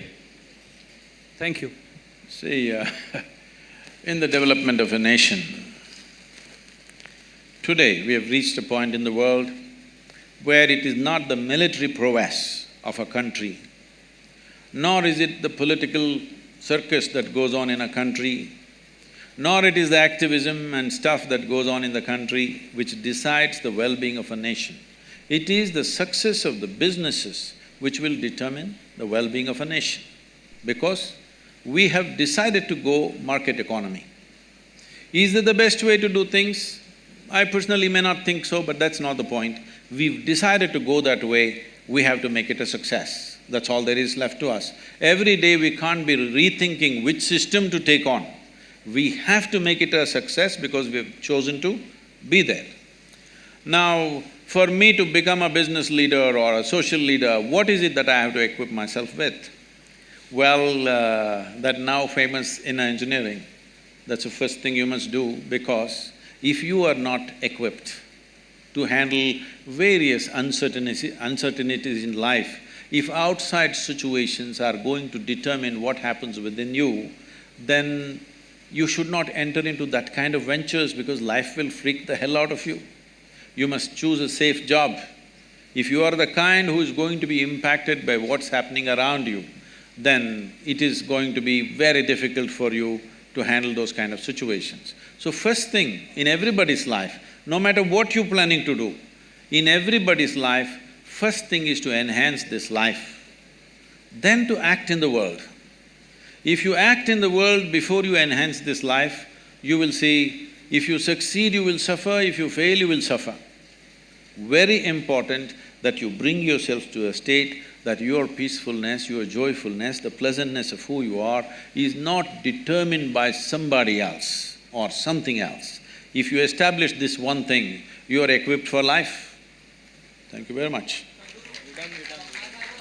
I'm sorry, we're done. We've exceeded by Uh, about 1 hour 45 it's just the continuation of this question. It's not complete, the answer. Like, if you have done you said first step is inner engineering. If you have done it, I'm practicing since 3 years. So what is the second step? What is the exposure? What is the right kind of education and environment that is needed? First step I have heard many times. What is the second step? I want to equip myself with that. That's a very personal question. We will deal with this personally. Okay, thank you. Thank you, sir. So, yeah, hi.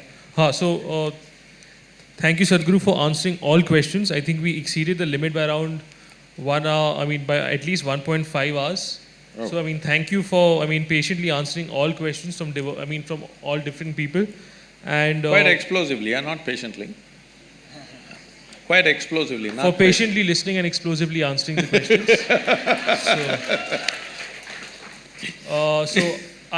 I hope the people in the audience, experience an insightful lecture or an insightful conversation. And for individuals who could not otherwise ask, I think you have a social media page. Yes. So you could send it there, but due to limitations of time, we can't ask any more questions. What we did try was that individuals from different groups and backgrounds could ask questions. So that was our purpose. So I think we're done. So, thank you a lot, Sadhguru. Thank you very much.